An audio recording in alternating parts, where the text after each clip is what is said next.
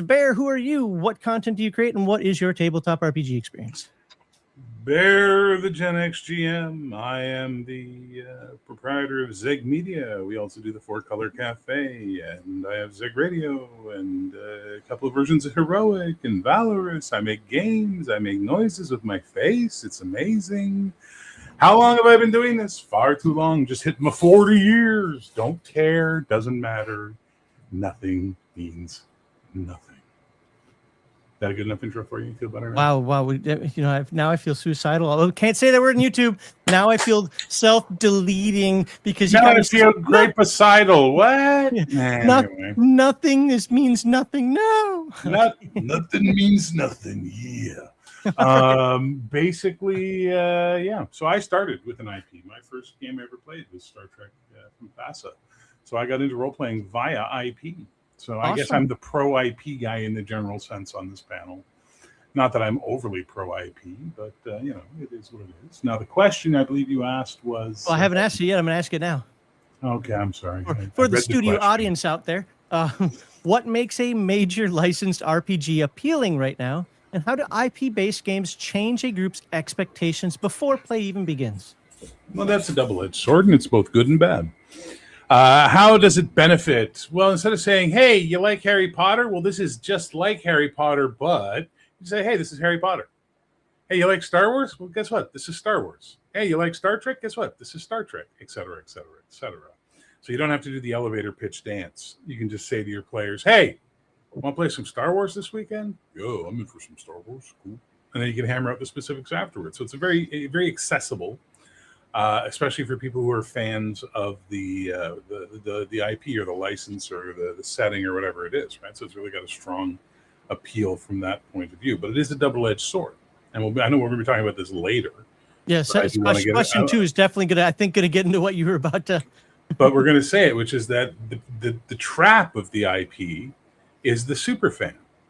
And the person who comes to play in the game that has got the encyclopedic knowledge of the setting, of the IP, of the thing, and therefore you're not allowed to change a darn thing because that somehow ticks their tism.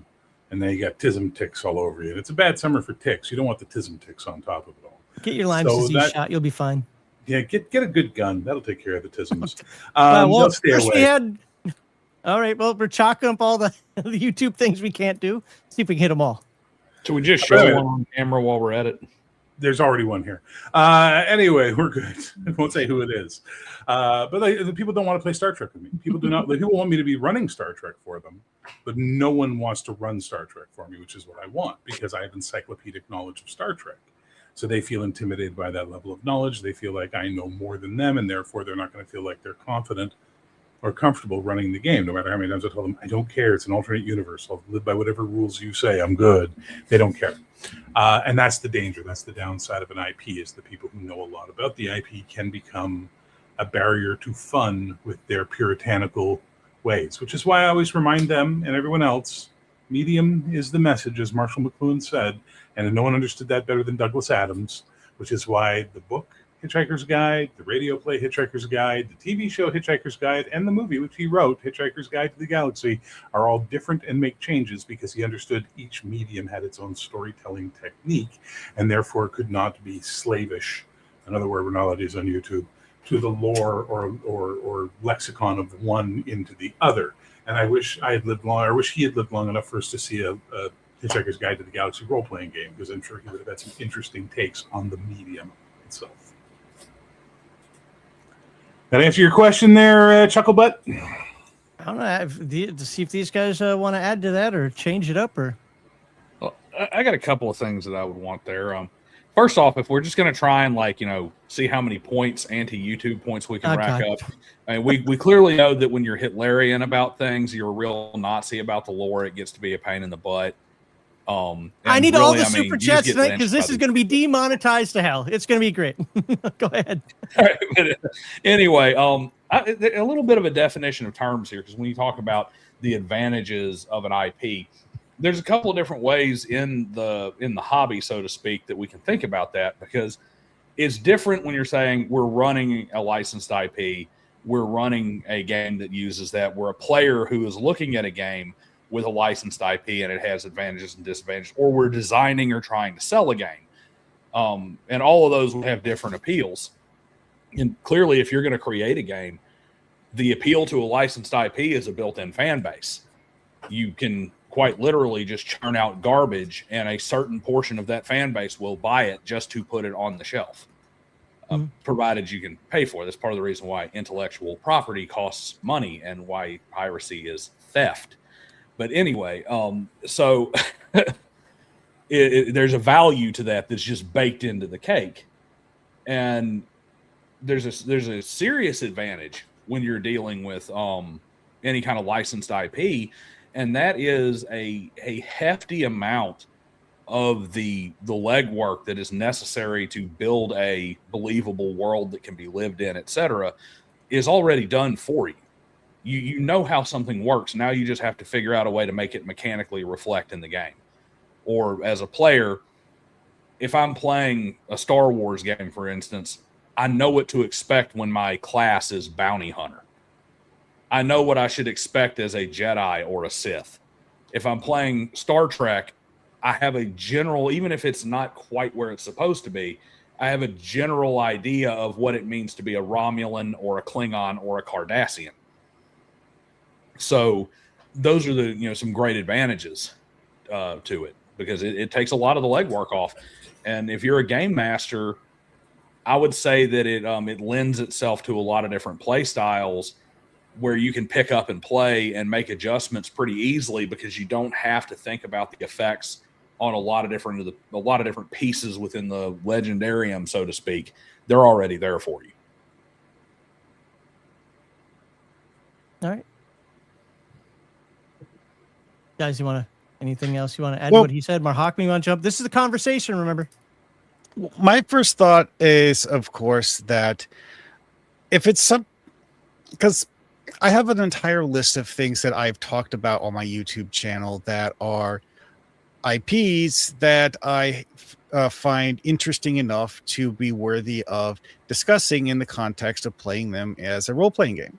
Like Dragon Ball, SWAT Cats, Thunder the Barbarian, Star Trek, Star Wars. Like, all of those are TV shows or movies. And those are things where it's like you see the work of fiction on screen and you're like, okay, I would like to do something and act as a part of that world. And, it also saves you a lot of the legwork of world building, because you're like, okay, you know this setting. Okay, so here's what you're doing in that setting. It's like you don't need to establish a giant list of things to do when you already have a list of things that you can just pull from and just throw in that someone else already created for you. And I think a fair play off of that too is for your players, and this is a benefit as a game master, and it kind of is a benefit as players as well, because you have players that are coming into, in most cases, a setting that they have some familiarity with, like you're going into TMNT or something like that, and you have an idea of how it works already. Well, your players, they don't get lost on this trying to figure out how this faction's going to react or that faction's going to react, or this faction's bad guys or good guys, or where they, exist in the politics of everything. So when things get off the rails or they start to get kind of off kilter and the party starts getting lost, they have an easy roadmap to come back to, because they know the background of the world. There's not a missing piece of a lore dump somewhere, or some exposition that they were in the bathroom for that they missed and is now super important. They already kind of know it because they watched the movie 14 times.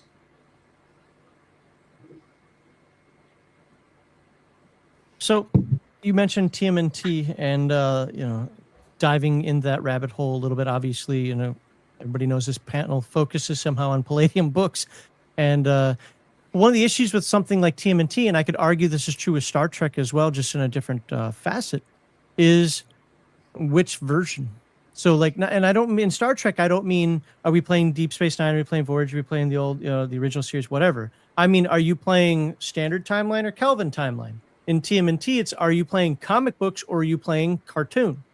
And believe me, there is a big distinction between the two of those for the folks out there who don't know the difference. Now, how you run your table is your business, but you do, even with Star Wars, you have to explain like, hey, are we going Jedi heavy or are we just doing something Corsac? So there's still a lot of information you have to give out there, which is both, I think, a strength and a weakness of any IP, but especially those IPs that have been around a long time. So in your experience, and I'll start the question with Bear, because still segment 1 here, in your experience, does that kind of brand familiarity or difference, as case may be, make buy-in easier, or does it create more pre-game assumptions? Depends on the level of the person who's buying in and their assessment of the genre or the IP.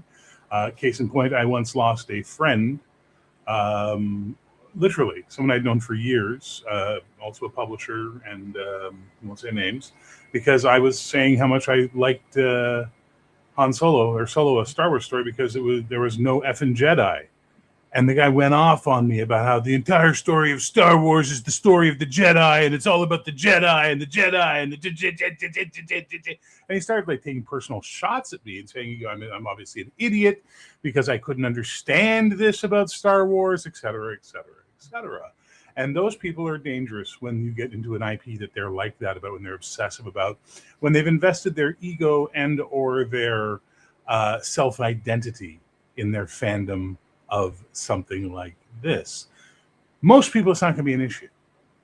Most people don't have the encyclopedic lore. They don't have the knowledge. They don't have the minutia in their skull.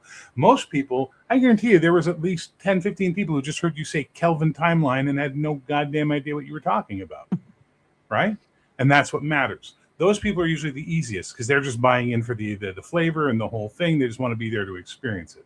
The people who want it to be the way they want it to be can sometimes become very detrimental to a game because you're going to get a whole lot of this going on as you're trying to run the game.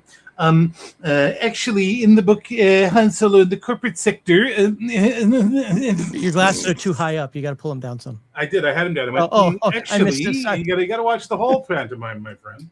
But that's the whole point. And these people are a detriment to this type of thing, and sadly should not be playing games with other people in those genres because they are ruining it for everyone who just wants to casually have fun and hunt ghosts in a building with proton packs. Know what I'm saying? Okay, cool. As long as we're clear. I can go back to my coffee now while these two gentlemen either agree or disagree with me. Well, I immediately zoned in on that when you first started asking it. But even before you asked the question, when you first started talking about the, are we talking about Kelvin timeline? Or are we talking about the main timeline? Are we talking about the, modern abortion that is started by spore drive nonsense? We hit all the check boxes today. I know. I'm on a roll. I'm on a roll tonight. But listen, Tard Trek is its own type of Trek, all right? Tard Trek is Trek. Well, I went back and hey, we could just do the Orville, which is the only modern Star Trek that's actually Star Trek. Isn't that sad? Yeah, it is sad. I can debate that point with you just based on it's the only modern Star Trek that's TNG. It's certainly not classic Star Trek. Fair point. That's fair. But anyway. But again, most people don't care. They just want transporters and phasers and replicators. And anyway, sorry. When we first went into that, though, it made me immediately think that this is a bear-centric thing to go to, because he's Mr. Comic Book and Mr. Superhero over there. And you want to talk about 40,000 timelines? Do we have Silver Age Superman? Do we have Superman who breaks in with a Tommy gun and lights up the bad guys? Do we have Truth, Justice, and the American Way? Do we have Superman with the hammer and sickle on his chest who's decided he's going to dominate the entire world? Red Sun's an Elseworld. Red Sun was great, though, even if it is an Elseworld. But the point is he's right. Are we doing Golden Age? Are we doing Silver Age? Are we doing post-crisis, pre-crisis, Flashpoint, Brightest Day, Darkest Night? I mean, and Marvel has the same thing, too. We can pick on DC because DC puts names on it. Marvel doesn't. Marvel just has numbers. Marvel just has 1, 2. Are we doing 616? Are we doing 5897.3? Are we doing 8675309? Because that's my favorite Marvel. If that song stays stuck in my head all night, I'm kicking you off the panel. Going back to Star Trek, there are certain episodes where they have an alternate timeline that's only seen in that one episode and never again. Nope. They bring it back because they have to milk that one. Oh, everything's got to be Bizarro Star Trek. Spock's beard everywhere. Oh, I'm not talking about the mirror universe. Granted, that one did get milked a lot because they were kind of uncreative with that. But I'm actually talking about like yesterday's Enterprise is a great example where there's an alternate timeline where the Federation didn't make a certain peace deal because something, and that in this timeline the Romulans and the Klingons are both separately at war with the Federation, and that the Starfleet is getting completely overwhelmed, and blah blah blah blah blah. We have to send someone back in time to save the past.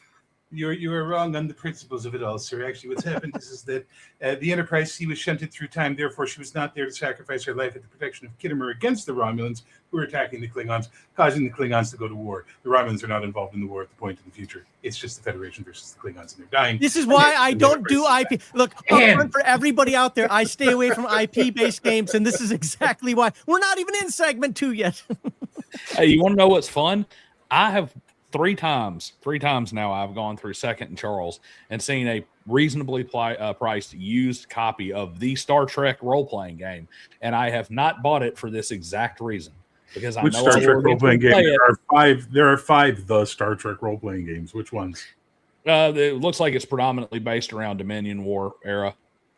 That's probably the Decipher version, which isn't a bad system. Coda, it's not bad. But if I play it for some of my friends, we're going to have these kind of situations where one of them needs to butt in with, what happened in season 6 of DS9. Yeah. And I'm just going to say, you know what? Goldicott's a god. One of the things that I was getting at, though, before he interrupted, was that in Star Trek, you can take one of those Elseworlds and decide you want to play in that instead of the main timeline.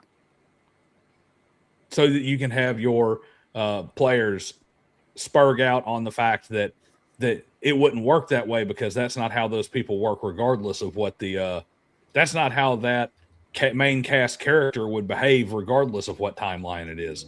Well, hey, it's probably too late. Why are you using the main cast? Well, hold on. It's probably too late at this point, but can we try to save some of that for segment 2? Because I do have a couple more follow-ups for segment 1, but this is an absolutely amazing discussion for segment 2, though. I just realized that I am kind of getting in that direction, but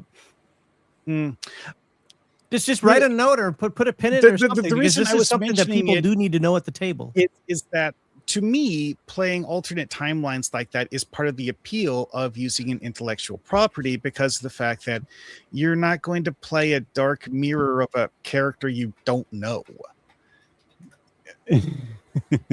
Playing a dark mirror doesn't work if you don't know who the character is in the first place.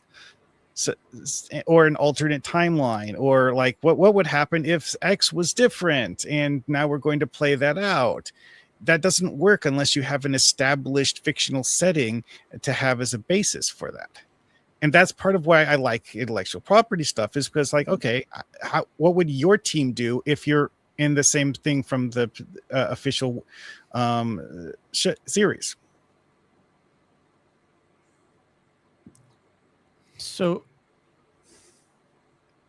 actually, I'm not trying to change the subject here, but based on what you just said, and I think we can kind of merge all this together here.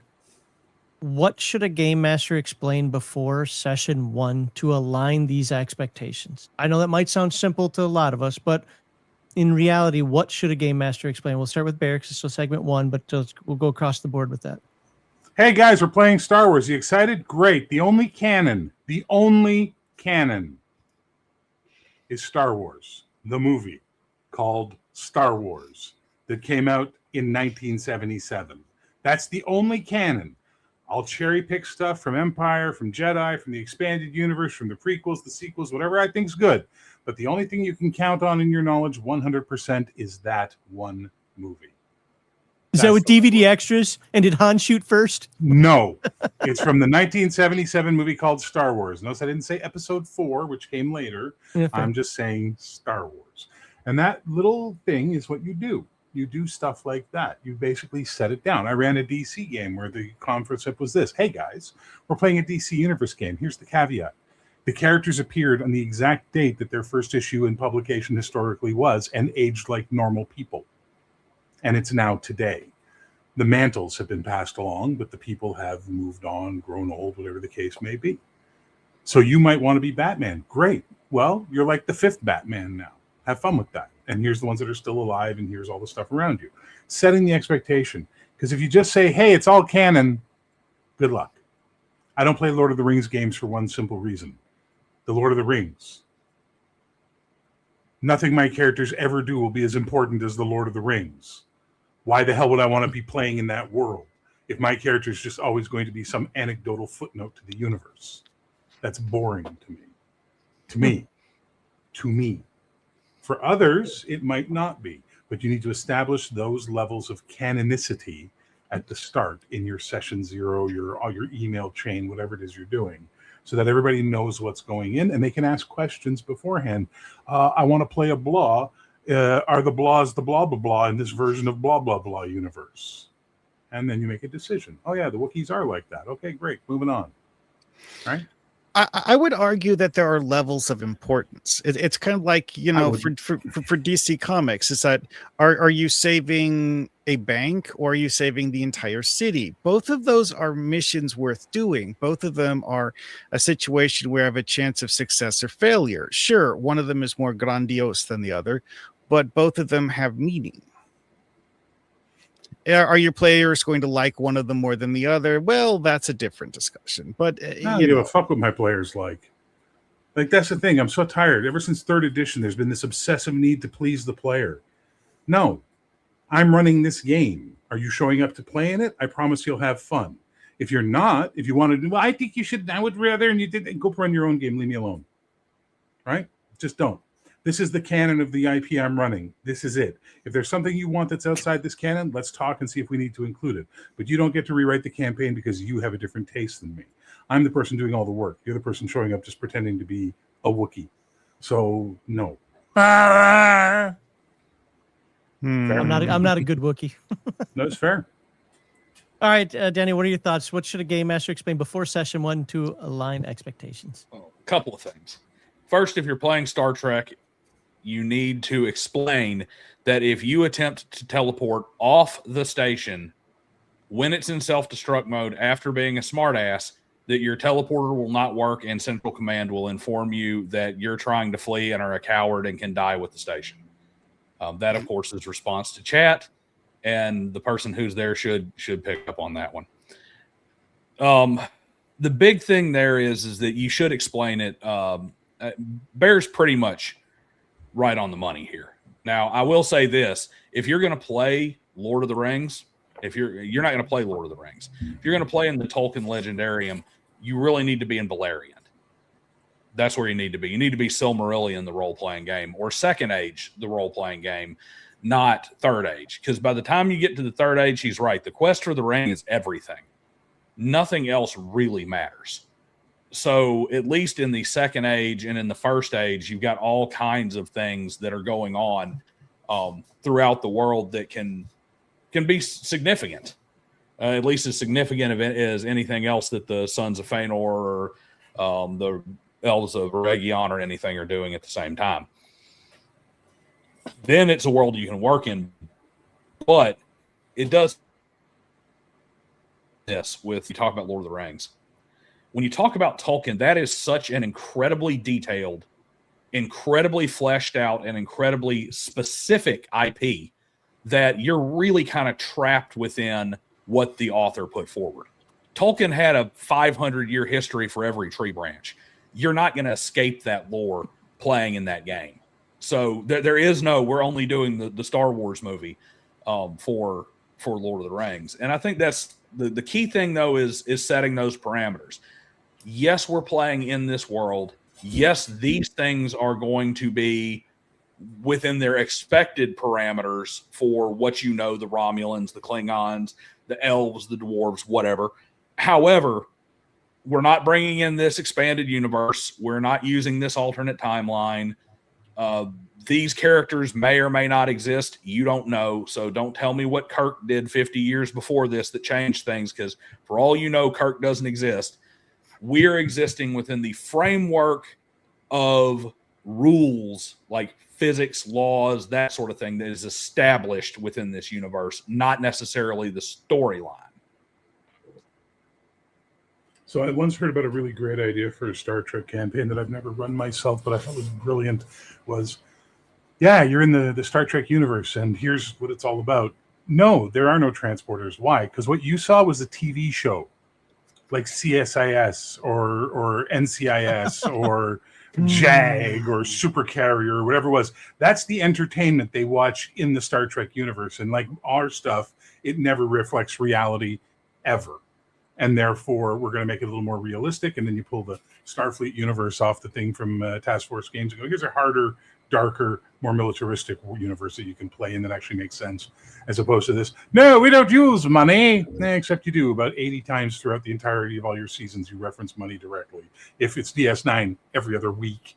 So clearly there could be a barrier, or not a barrier, but a separation between the expectation and what it was. And I kind of liked that idea. I thought it was a really cool idea, the whole idea of not playing in the filmed universe, but that that's definitely part breaks of the some universe. expectations. I don't know if I like it or not, but it's definitely interesting. Yeah, it's very different. I personally would find that to be unappealing and not something I would be interested in playing.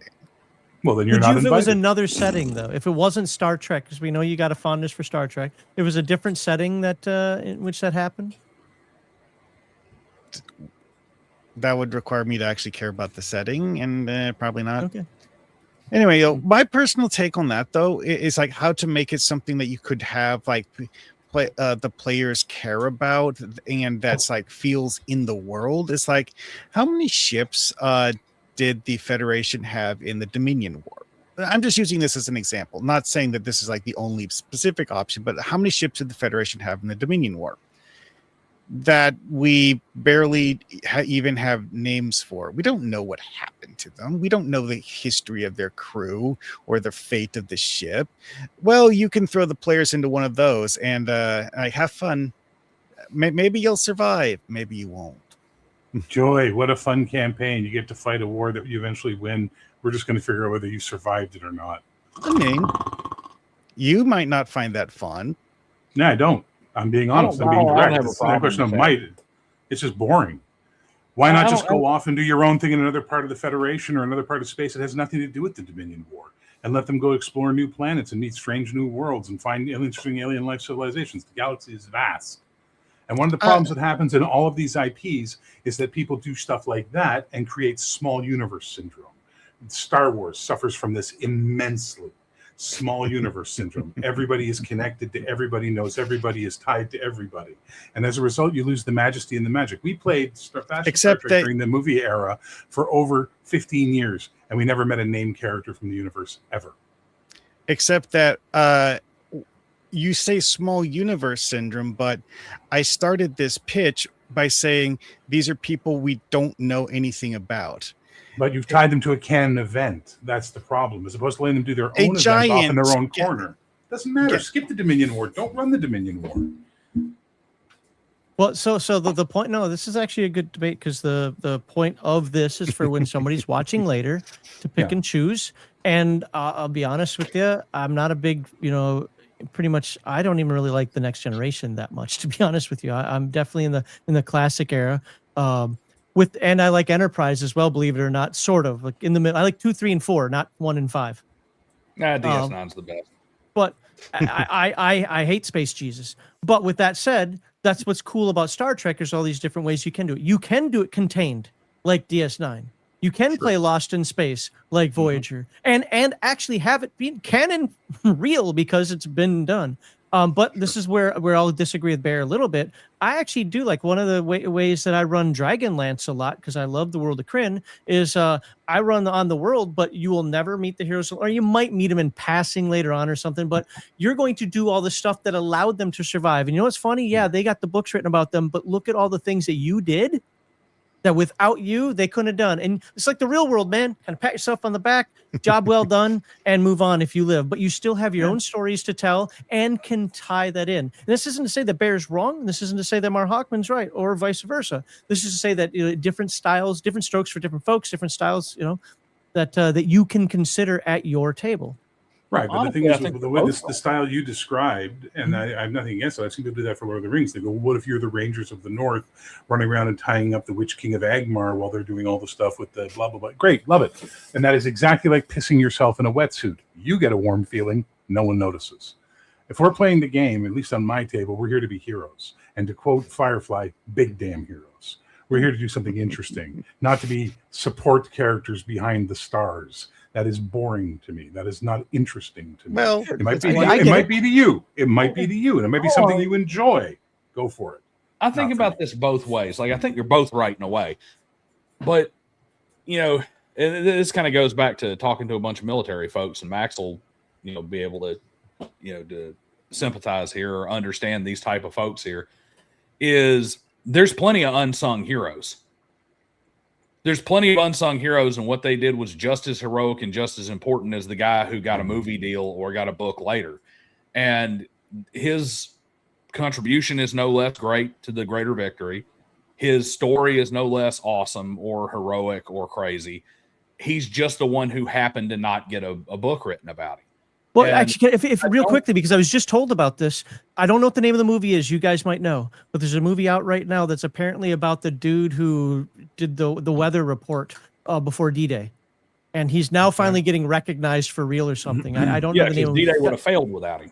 Right. I mean, it's a historical anecdote that many of us knew about generally, but we didn't know about the guy behind it. We didn't know maybe how intense it really was. I really wish I could remember the name of that movie. Somebody can put it in chat maybe. But conceptually, that's a good point. Now, that's not for everybody though, as Bears pointed out, but that could absolutely be a fun thing for some folks to want to look at. Absolutely, if that's what your cup of tea And I is, think that's you what your should cup of have tea, the go for it. ability. Well, I think you should, in those cases, also have the ability to have an effect on the larger storyline as well. So, like, for instance, if we're doing the Dominion War, I think there should be some situations where if you royally screw it up, you can cause them to lose the Dominion War. Or, oh my God, your universe. You did not do the crap you were supposed to do, and the Defiant got blown to shit, and Cisco is gone. Now you have to step in and do something to make up for your own mess. So I the minute see you start that you running an should IP, you're creating an alternate universe. That's the thing, right? It is automatically by default an alternate universe. It's not canon. It's never going to be canon. So why limit yourself to what's available in canon and the events of canon? Like Zarian just said, he's run tons of Star Wars campaigns where they've never met a Star Wars character, they've never had any impact on the Galactic Civil War, and they've done their own thing. And I've done the same. And it's great, and it's fun. And that's one of the beauties of Star Wars as a setting, is that the expanded universe is so big. Now, yes, it does suffer from small universe syndrome, where they try and connect everything to everything through the books and through the video games and through the this and through the that. That's just IPing. But you can you can literally take Alien, right?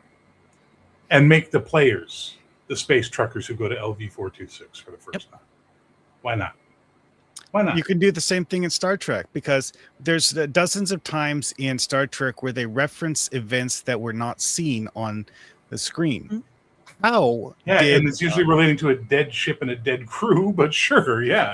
Let me finish. How did the Federation's first contact with the Cardassian Union go? Who cares? You don't. We care about what happened afterwards. We care about the fact that they fought a war. We care about the fact that they annexed a large piece of space. We care about the fact that they enslaved an entire civilization that was older than humanity. That's the stuff that more than matters. one. Okay, well, how about this? Because I, with the example that Mar Hockman gave, I give Bear's answer because I don't give a crap about Cardassians. But let's go old school. How about the Romulans? Remember, for years they didn't even know what a Romulan looked like. Yep. Now that to me is, again, because I like Romulans, that's much more interesting, and I would love to play in kind of that more of that era. Like, wait a second, when the Klingons or Romulans were getting Klingon technology, because honestly, they were behind the times when it came to spacefaring and yada yada. I could absolutely find that fun. Again, not saying that's for everybody. I understand where Bear's coming from. I understand where Hawkman's coming from. I understand where Daniel's coming from. I can see it though, and yeah, I think I might have fun. Now, would that be a 20-year-long campaign? No. But I could see doing that for 6 months or so while we cool our jets and, figure out something else to do. Everybody's going to play a bit differently. And I love the fact, but Bear is pointing out something really important to me. And that's the fact that, or to you folks out there, I should say, is that you kind of do have to know your table. As Bear says, I'm running this game. I actually have this exact same mentality. I'm running the game and you're going to play in whatever the heck I'm running. With that said, know the table. And if your table wants heroic, hey, we want to be the masters of the universe, then that should be the type of game you run for them, or you might not be the right GM. But different strokes for different folks. And sorry for bloviating there, but I'm not trying to make peace. I'm actually trying to say that I actually pick and choose a little bit of what everybody's saying. There's no peace that needs to be made, because I have said repeatedly what I prefer. Yeah, yep, you do what you prefer. And that's the point of running an IP game, is that there should be no one true way to run an IP game. And people who insist on running that IP game in a one true way are exercising small-mindedness and missing out on the breadth of what a setting can be versus the scope of what they see. I think there's a point to be made there too. And this kind of goes back to the actual topic of segment 1 here about the advantages of running an IP game. And what I think where you have to look at it is, we're all talking about people being obsessed with the lore and use of the lore, use of the setting. What the real advantage that you get from running an IP is that you can effectively run all these different styles of play, and you are negating the need to do all the work to set up some baseline assumptions. Since we've been using this example, we'll keep using it. If I'm in Star Trek, I know that Klingons are Mongolian stand-in and warlike. I know that Romulans have kind of a Roman-esque government and that they're shisty and they're duplicitous. I know that Vulcans are super logical. That's the way they behave. I know that Cardassians are jackasses. All right. And I know that Bajorans have basically how they still exist is a wonder. And then we also know that the Ferengi should dominate everything because they have the only system that actually endures and works in real life. But the simple fact of the matter is that I don't have to have the Federation Star Trek universe that we've all seen. I don't have to have the Federations and the Klingons are in an alliance and the Romulans are everybody's worst enemy and the Cardassians are basically sitting in the corner threatening everybody and nobody takes them seriously.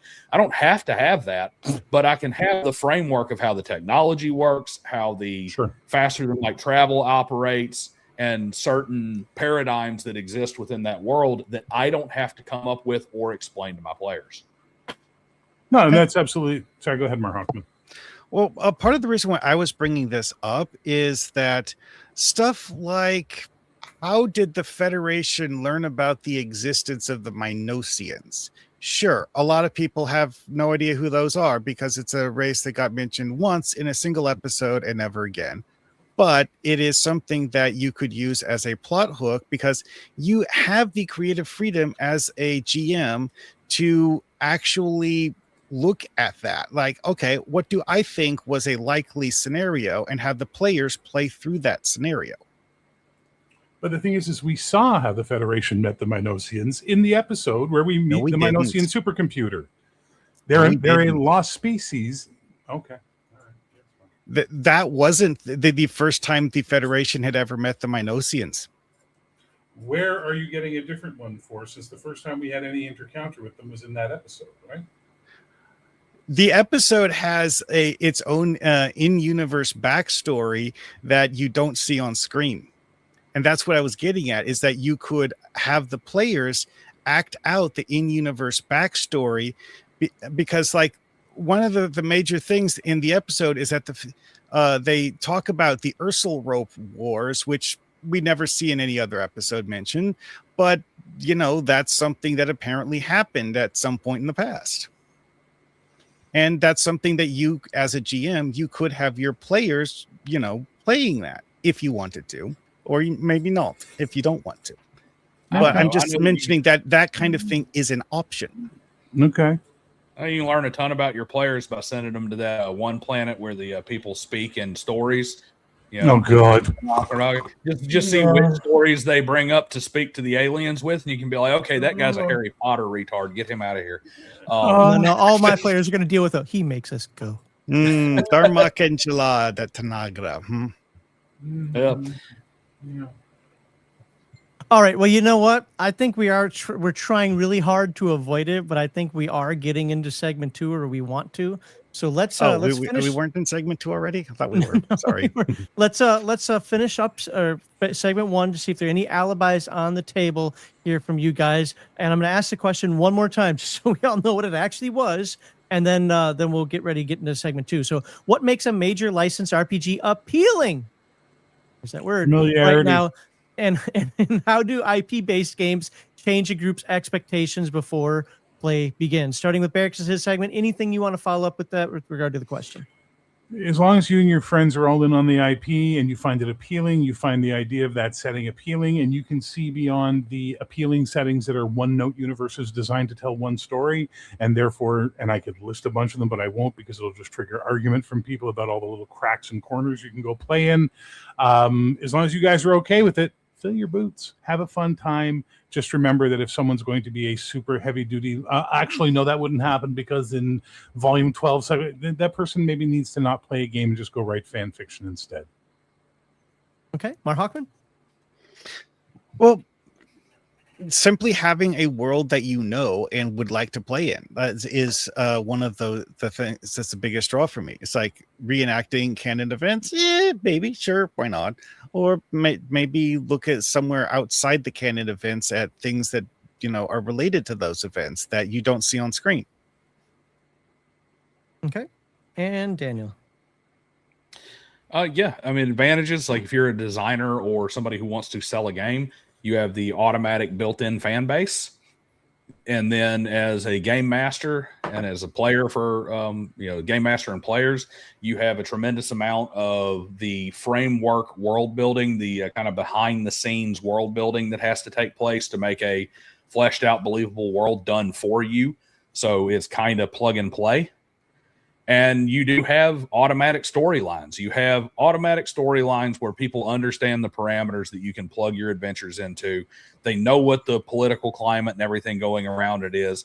You get straight into the cool storyline, the cool storyline adventure without having to spend hours and hours of table time getting everybody up to speed on what's going on in the world that allegedly their characters have lived in the whole time. I agree. Okay.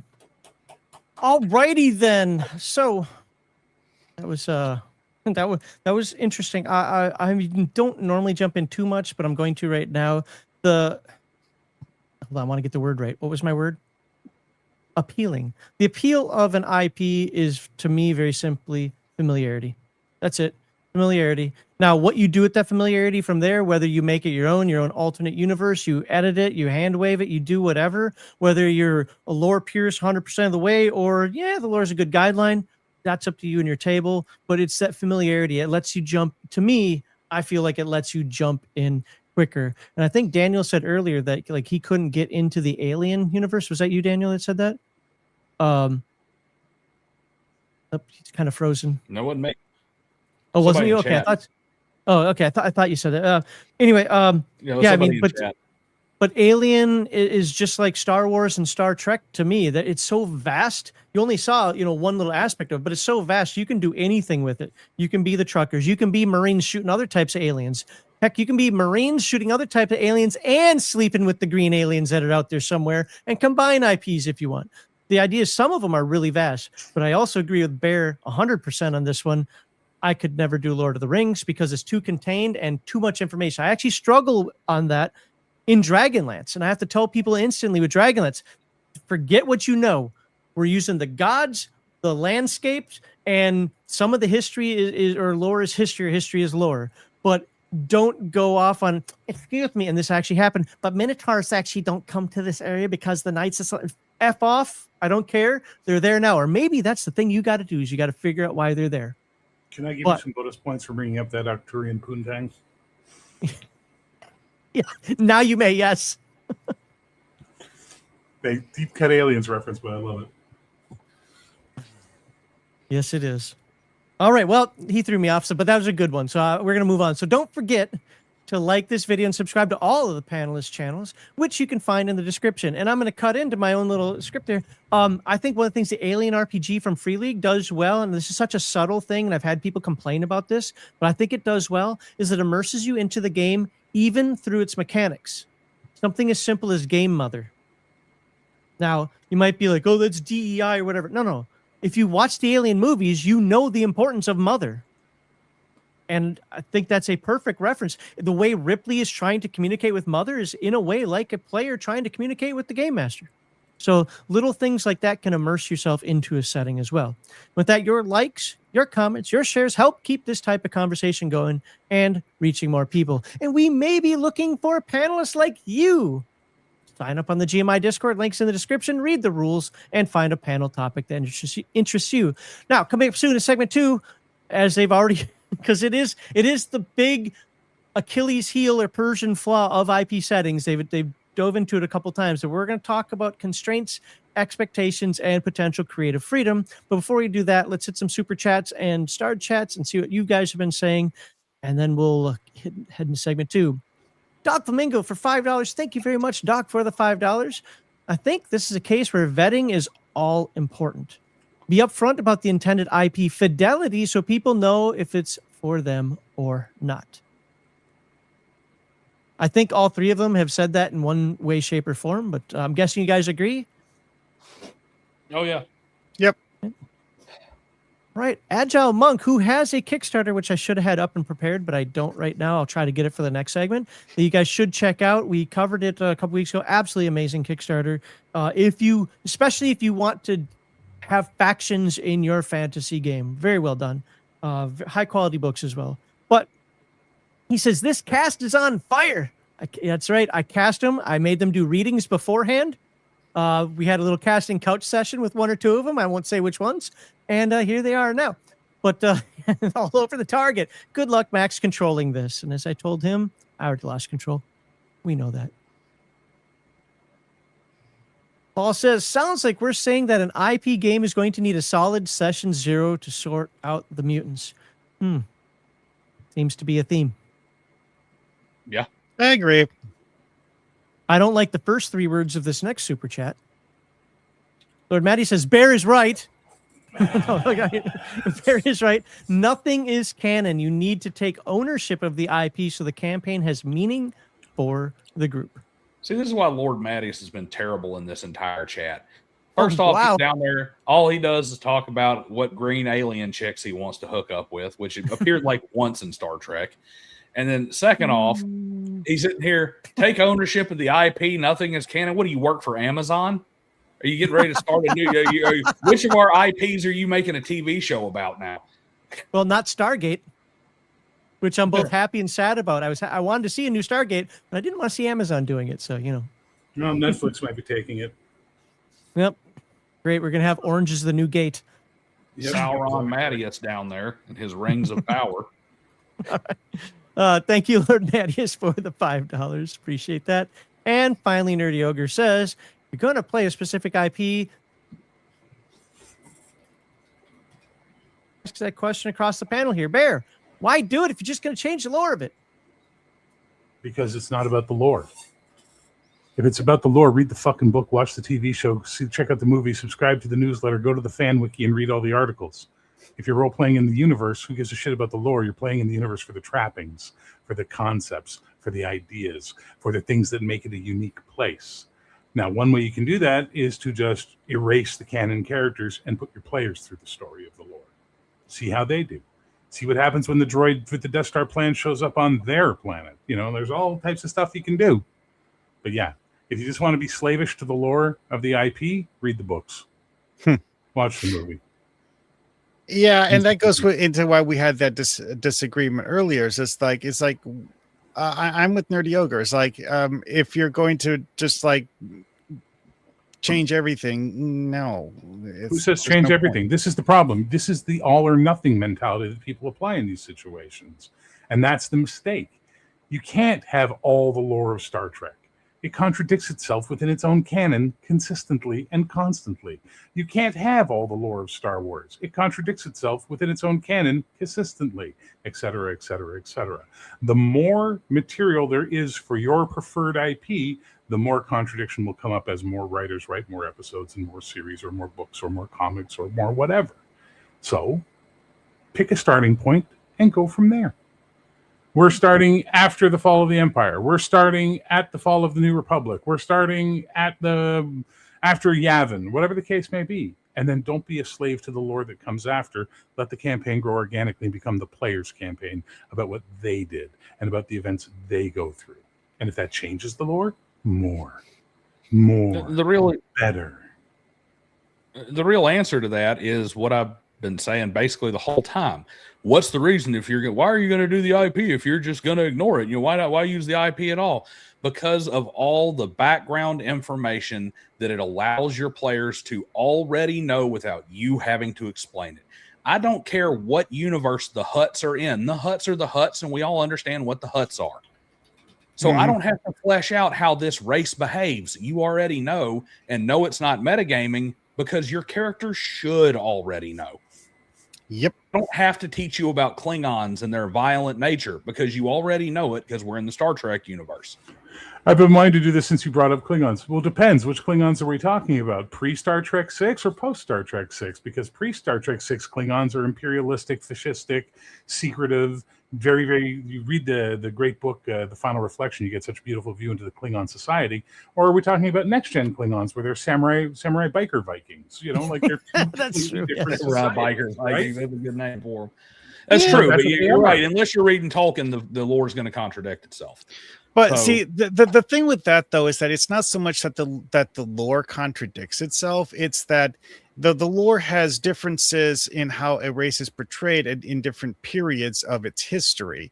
It's not that the race is fundamentally a different thing; it's that the race is behaving differently. So, in Star Trek specific, which other race changes as dramatically as the Klingons?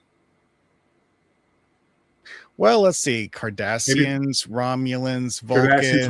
Cardassians were always space Nazis. Betazoids. Know them better. Betazoids were always hedonistic, mental people. Vulcans were always slaves to logic and science. Ferengi, you can make a case the Ferengi changed for their first initial appearances, and by the time we get to Deep Space Nine, absolutely. Well, it's because they went from caricatures of space pirates to, actual functioning society. But Gene Roddenberry's hatred of capitalism. Yeah. Exactly. The thing that made them have a nice house. The reason I mentioned Romulans is you have the idea of the Romulans in the original series is that the Romulans weren't sneaky, backstabbing, conniving people. They were isolationists who would fight wars to maintain their isolation and didn't actually do a whole lot of spying and stealing secrets from the Federation. They actually just stayed on their side of the neutral zone in the original series. Except when they ventured across to test out their new cloaking device in Balance of Terror. Yeah. Or except when my favorite episodes. When the Federation went to steal a cloaking device and we got a better inside look at the Romulan society in the Enterprise incident. Yeah, but that was a completely different kind of violation of Federation space than you have in TNG, where they literally replace a Federation ambassador with a Romulan. All right, so with this, we are going to end this discussion because because we just mentioned in real time the human or the Klingon head ridge discussion. They came across oh my God, no. I'm leaving if we do that discussion. DS9, Worf is sitting there and they're like, hey, why don't they have the head ridges like you do? He's like, that was a terrible time. We don't talk about it. That is literally them saying, we don't want to have this nerd discussion anymore. So hand wave it, Worf. Right. All right. Let me get to two quick chats that popped on in here. Then we have to move to the next segment. Then we can talk more about this. But I also did have a take because Crafty took it from me as I was writing it down. I wrote this whole long thing here, and then Crafty said it in a very nice, succinct way. official canon ends the moment the game begins. And I agree with him completely. When I run an IP-based game, all the history up until the point of whatever era since they're talking Star Trek, whether it's the original series, it's Enterprise, or it's whatever that nonsense they're doing now, it's 1,000 years in the future, whatever, sure, that's all canon. But from this point forward, we have now started our new timeline. We won't call it Kelvin. We'll call it, as Malachi said, we'll call it the Fahrenheit timeline. And we're going to do our own thing from this point forward. Because Imperial units, I believe I made that point earlier in the conversation, didn't I? And it should be called the Fahrenheit timeline because we need to associate Star Trek with a country that uses a system that's been to the moon. Okay, so let's associate Star Trek with Liberia. Okay, Doc Flamingo says, I've always viewed the Next Generation Klingons as species-wide KISS cover band. That's fair. Yeah. Lord Lawrence Soth is gifting a whole ton of memberships out there. I'm not going to spam the screen with them, but thank you very much. I appreciate that. By the way, interesting coincidence. He does that, and there is a members-only segment based on last Sunday's live stream today that you can see from the swimsuit edition issue of the Rifter. Is it worth the membership? Well, that's up to you. Holy crap. And I drink, therefore I am gifted 10 memberships. So people are gifting memberships all over the place. That's amazing. Thank you very much. I hope you guys enjoy the content. We have about 2,000 videos that are public. We have 5,000 or so when you get to members only. So a lot more stuff out there. And I'm sure you'll find something that'll make you feel ways about things at some point. But with that, we've got to move on to segment 2. That was an hour for segment 1, although half of it was segment 2. So we have to move on to our next segment, which covers constraints, expectations, and creative freedom. Now, we're probably going to hear a little repetition from some of the things that were said in segment 1. So I'm going to ask the guys that if you're just going to repeat yourself, say, see segment 1. You're going to build on it. Go ahead and continue to build on it. So we got to get moving here. And in the center square today, we have Mar Hochman. Who are you? What content do you create? And what is your tabletop RPG experience? I've played several different tabletop RPGs. One of my personal favorites is actually Star Trek. And that's part of the reason why I've been doing a series of videos on my YouTube channel named Mar Hochman, where I go over the aspects of various Star Trek episodes and sometimes talk about the ways that things are treated differently between one episode and another, where like someone does something that you never see them do again. Why? Anyway, but yeah, it's like that sort of thing, yeah, well, anyway. Okay. Well, so let's start you off with the question then is, when you run or play a licensed RPG, how do canon, fan expectations, and publisher constraints help focus adventure design, and where do those same limits restrict creative freedom? This is an interesting one for the publisher constraints thing, because like there have actually been tabletop games made for Star Trek where they were explicitly limited in the scope, which you couldn't just homebrew to bypass, but that's a lot of work. Just to, do something that you could otherwise just play a different game. But what do you mean by that, play a different game? Well, you're actually onto something that I can piggyback off of, but I think that's a good point. But what do you mean by that? There was one game I'm trying to remember the publisher of, who did. The only rights they had to Star Trek were actually Star Trek, the original series. So for their game that they were making, they weren't allowed to use anything from the Next Generation or later. It may not have technically been a role-playing game. It may have been a tabletop minis game. But they ended up making up their own entire expanded universe for that. May I real quick explain what he's talking about? Task Force Games, they had the license for this Franz Joseph Technical Manual. Therefore, they have a perpetual license on that. They can never expand beyond the information in there unless they're creating their own full cloth stuff, and can never touch anything after the original series. It's Amarillo Design Bureau, I think, is the other name of that company. So Starfleet Battles, Prime Directive, stuff like that. Yeah, Starfleet Battles is what I was thinking of. What about Federation and Empire? Can't mention Starfleet Battles without Federation and Empire. But like they actually made up a whole bunch of things that are like brand new and never seen anywhere else because, you know, they needed to make new product and they had already used up all of the canon information that they were allowed to use. But, you know, if you wanted to play in that setting as Cardassians, you would have to homebrew all of the Cardassian stuff. You could do it, but, you know, that's a lot of work. And in versus playing a different game that actually has the Cardassians in it. Honestly, though, it's like that's not a thing that actually comes up in the more recent stuff. I mean, sometimes it comes up, but you know. Well, let's think more abstractly for just a moment here, and not just worry about Star Trek, so to speak, because chat's getting even a little weird on this. Just any licensed RPG.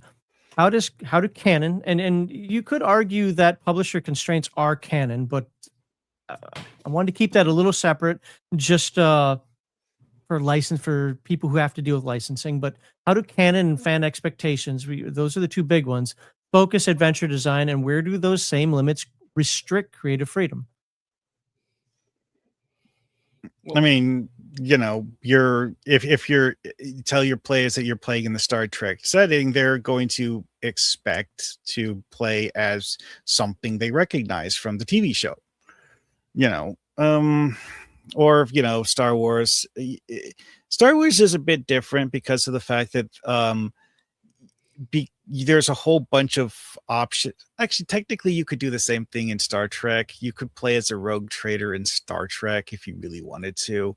That's been seen a lot. It's just that you're more likely to have players want to play as the Federation or whatever other major empire instead of, say, a Boslik merchant ship that's trading between the Cardassians and the Bajorans. You could do that if you wanted to. New rule, no more Star Trek. I think I only really look at this particular topic here from the eyes of somebody who would be designing or creating a game versus players. Because here's the thing. Once you get the game to your table, you can homebrew just about anything. So sure. Your constraints and stuff really just come from the attitudes of your players and the way they behave, knowing your table, that sort of thing. A lot of the stuff we touched on in segment 1.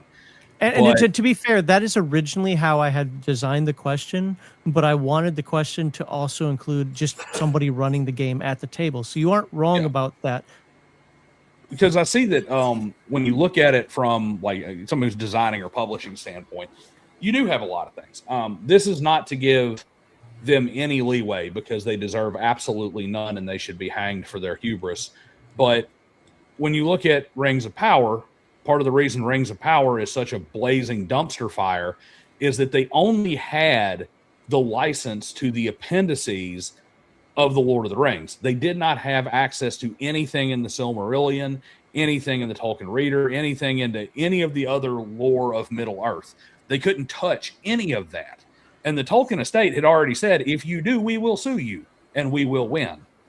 So they had to try and make new things off of the appendices. So you could have the same thing in a game where, let's just use a hypothetical IP here that was originally kind of a dark, gritty adult setting, right? Well, like for instance, let's use Excalibur, the Orion movie from the 80s. You're going to build a game that's based on Excalibur. However, the company that owns the rights to the IP has since moved away from the gritty Helen Mirren boobs and, you know, Breath of the Dragon and blood and guts and stabbing each other and dragging each other across a spear to embrace each other thing. And they've moved into more of a child-friendly thing.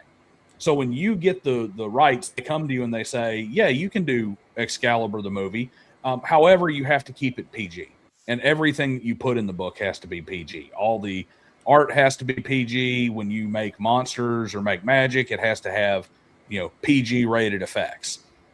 And you run into the problem as a producer of the game at that point where you're like, well, the advantage that I get from using this IP is that I have all these built-in fans. I have all these built-in people who are going to want to buy it. But 90% of them want the old 80s version. And how do you explain Uther then?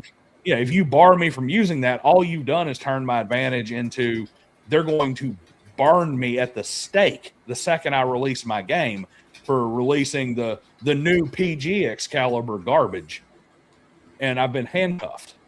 But as far as like running the game at your table, as far as a player, the only real restraints you're going to come across are going to be how crappy you happen to be at homebrew and how poor your imagination is, because I can turn Dungeons and Dragons into whatever the hell I want to.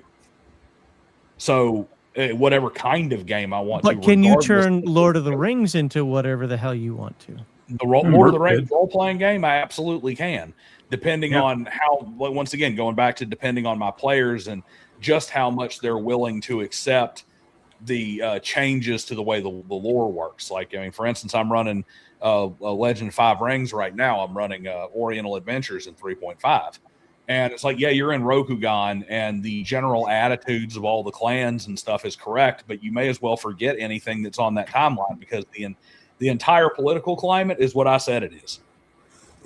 And yes, okay, so let's dive into the actual question for just a moment. So considering all of that, the canon, potential fan expectations, publisher constraints if you're writing an adventure. So how does that help focus the adventure design, first of all? And secondly, where does it also become a limitation? You've kind of described the limitations a bit, but where does it help focus the adventure design? And you can either finish up, Daniel, or you can let Bear go. I'll finish up real quick, and I'll hand it over to Bear. It's very obvious what the advantage is. The tighter the constraints, the easier it is. Like when you give me a set of directions that's A, B, C, I know good and damn well that I'm going A, B, C. I'm color by numbers. I just have to stay in the lines, which makes it real easy because I don't have to be creative outside of that box. And then, like I said, the drawback is that I might have something really cool that I'd like to bring in, and I'm restricted from being able to do so. Yeah. There's a great line from Buffy that Xander has, which is rules, boundaries, and an end zone. And that's exactly what that type of constraint will give you. It will give you your rules, it will give you your boundaries, and it will give you an end zone of what you're trying to accomplish. And then you have to write within that. And that is a far more difficult skill than people give credit for. Writing within boundaries, writing within these things is very difficult. I was very good friends with a lot of the people on an unnamed IP game, because we're not allowed to say the name of that IP anymore because we overtalked it to death, and that's okay. And they explained, because they couldn't show due to NDAs, but they explained to me the approval processes they kept going through with Paramount and the stuff they would send in and then get back. Or alternately, look at Dragon Age and how that game almost never finished its run because I can't remember the company that made it, Bethesda or whoever it is that made Dragon Age, the video game, would take so long to approve things or demand changes, months would go by.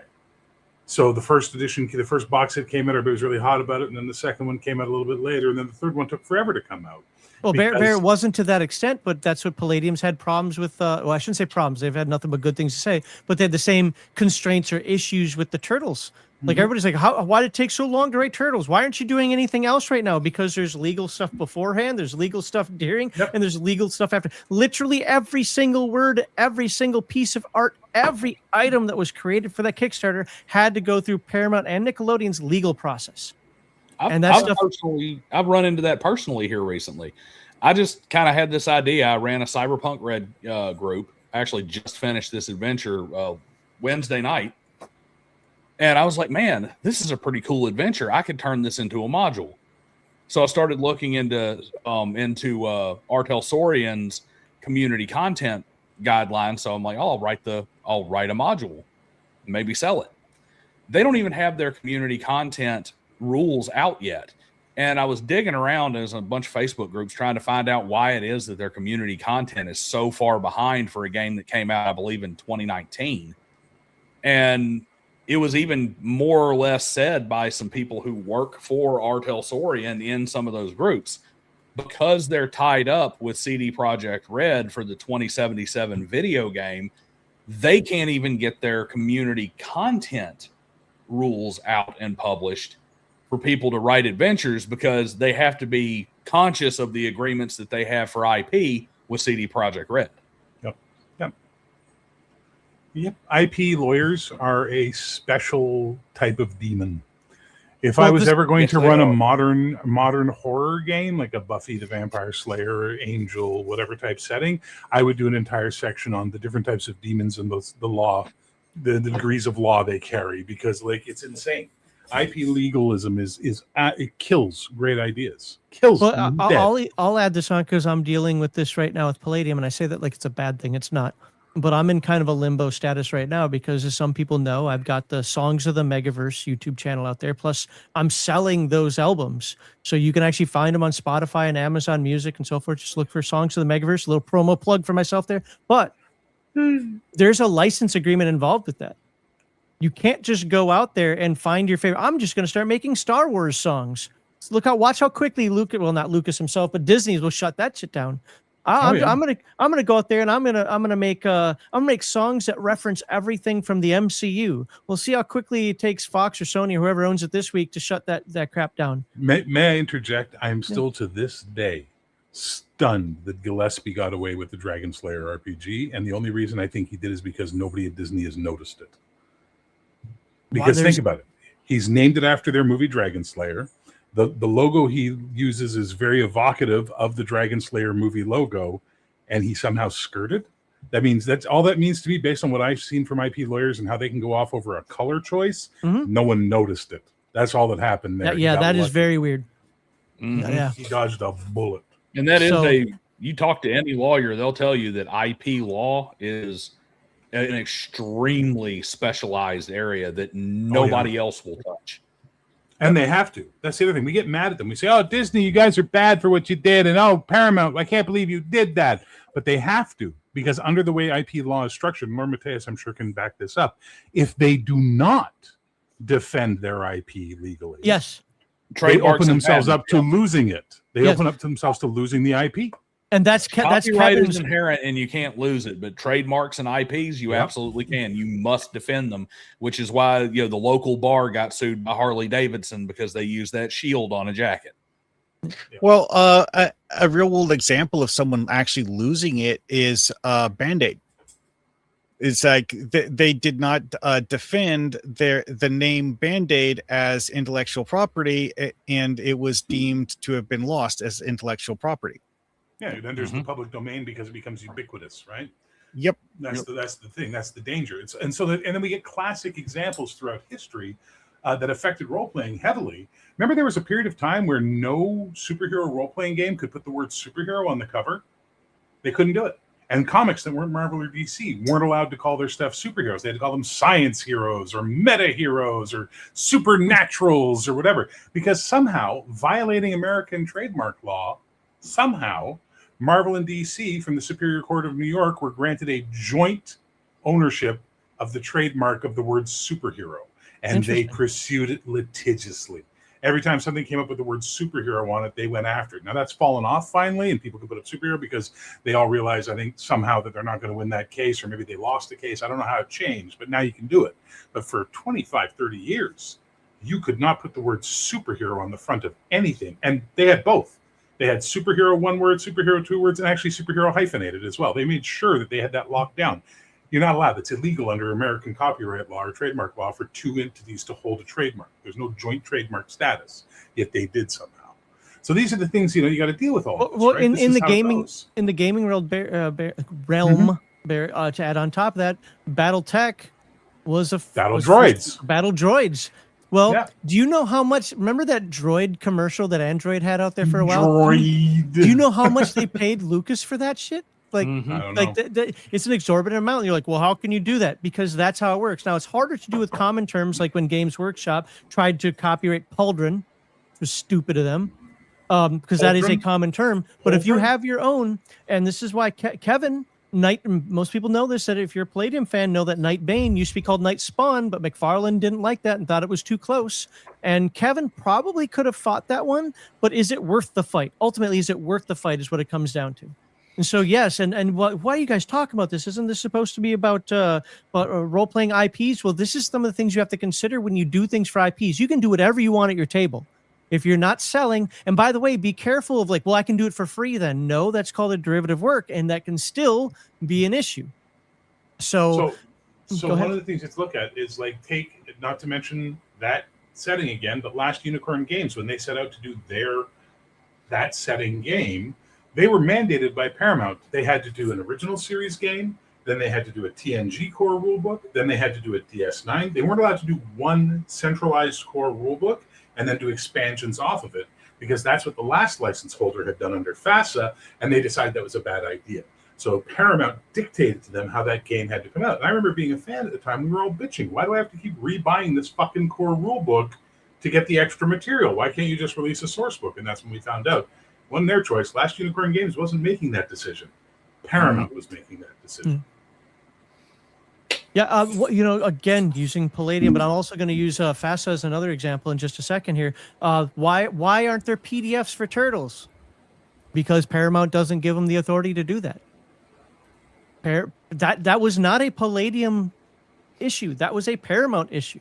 So Harmony Gold, as people are putting in chat right now, BattleTech basically stole. I mean, come on, look, a bunch of different mechs in the original run of the Battle Mechs out there, and as any BattleTech fan knows, we got the Unseens and the Phoenix Project and all this other stuff. So they've kind of come back, but yeah, Harmony Gold, because of 3 different anime, if I remember correctly, sued the crap out of FASA games back in the day. BattleTech and Macross, I believe. Yep. Well, it was something Tom's or Dan's or whatever. They're like, one was Robotech, that was easy, but then there were 2 other anime Macross. that. Well, no, but the difference is, though, is Harmony Gold. Macross was the Japanese stuff, right? And that's the company. But Harmony Gold, specifically the American company, was the one suing because FASA had gone in and made an actual license agreement with the Macross people to be able to use these designs. But Harmony Gold's like, no, we have the rights to use those designs. Yeah. And Transformers got involved in that fight, too, because of Starscream. Or Jetstream, or whatever the fuck that guy was, who was based on a Veritech. So they couldn't use the Veritech design because that was a part of the Hasbro thing. So that type of stuff gets really confused and really conflicted. It's why we'll never see a Last Starfighter role-playing game. It's why we'll never see certain IPs come in, because the rights are held in so many different places. Yeah, like that comment right there. This person owns one part. Look at your movies recently. Was it one of the Spider-Man movies or something couldn't be done the way they wanted to because like one aspect held like the Spider-Man name, another one held the Spider-Man costume, another one held like okay, this to me that's too much nonsense, but that's the crap that they have to go through. Now, what does this mean for you and your table? If you are just running your game the way you want to, not much. But if you're looking to publish, if you're looking to even distribute, doesn't have to be for money. It can just be distributed. This could be an issue for you. But let's put Mark Hockman back on the spot here one more time here, and let's push this back towards. And I think he already answered this, but let's just verify. How do canon and fan expectations? How does that focus adventures, which I think you guys mentioned, or put limits on at the table? Let's reframe it like that for a moment. Good answer. I kind of got into this when we were discussing the whole setup for things. It's just like, if you're playing an intellectual property based game, you're going to talk with the players ahead of time about what they want out of playing the game. So, that will set the framework for what approach are we taking to using the setting? Are we going to try to have you play as named characters from the setting and reenact their adventures? Or are you going to play as someone you've never heard of before that theoretically could exist in the setting instead of, any named character that you've actually heard of? That's one of those things that you need to talk to players about beforehand to establish what they want to do and what the game is going to be like when you play it. Okay. Daniel, any final things you want to add to that we didn't get out? Again, this is more about being at the table now, not so much licensing. Yeah, because you go back to player expectations, and I think we covered that pretty heavily in the first segment. And yeah, I mean, the big thing about it is you are going to be somewhat constrained regardless, no matter how many sessions. You can have session -14 through 0. You can have every discussion you want to about it. But at the end of the day, you always have to play a balancing act between the feeling, like the feel has to stay there. Because if you tell me we're going to play Star Wars, it better feel like Star Wars no matter what you change. And you are going to be constrained in some of the storytelling with that and some of the narrative structure, predominantly because there are certain kinds of stories and certain feelings. Like in Star Wars, for example, you got that space opera feeling. And if you can't capture it, you're not going to get what you need out of your players. Okay, and Barry, So I actually wanted an anecdote. I ran. See if this grabs your attention, Daniel and Mark Hockman. See if party might go. Party might go. Oh, interesting. I ran a Star Wars campaign which was set post Empire, so right after the fall of the Empire, where basically the big fight between the New Republic and the remnants of the Empire are all fighting for control of the galaxy and what have you. And the New Republic has sent the players as agents out to this area in the Outer Rim beyond the unexplored mass because, here's where it gets interesting, there is an organization that was known as the Star League that had been destroyed because the Empire had sided with their natural enemies, the Kodan Armada, during this whole thing. Oh, wait, you think it's going that way? It's not. And one of the members of the Star League were the Capricorns, and somewhere out there is their battle star, the Star of Kobol, which may be able to be a big ship that they could be used against the Imperial remnant in the area. So the players are heading out to find it. And we opened up with them arriving at a station run by the bounty hunters, which basically bounty hunters would hand off their bounties and collect on. And the PC bounty hunter was handing over a Hynerian bounty that he had picked up. So in that one opening sequence, we've got Star Wars, Battlestar Galactica, Last Starfighter, and Farscape. And yeah, but when you say Star League, I think BattleTech, so you can add that in there. Well, there you go. If that's what makes you happy, go ahead. But with that basic thing, and my player said afterwards, you showed us anything goes. Anything can happen here. We can see anything in this. And I said, yeah, you could. Let's find out and see where it goes. That campaign lasted 5 years. It was a great campaign. And I held, as long as I could have it make sense within the Star Wars framework, I felt the liberty to grab from any source sci-fi I wanted to bring something in for them to encounter. So it wasn't just them versus stormtroopers versus Hutts all the time. And it worked really, really well. And that's the freedom you have at your table.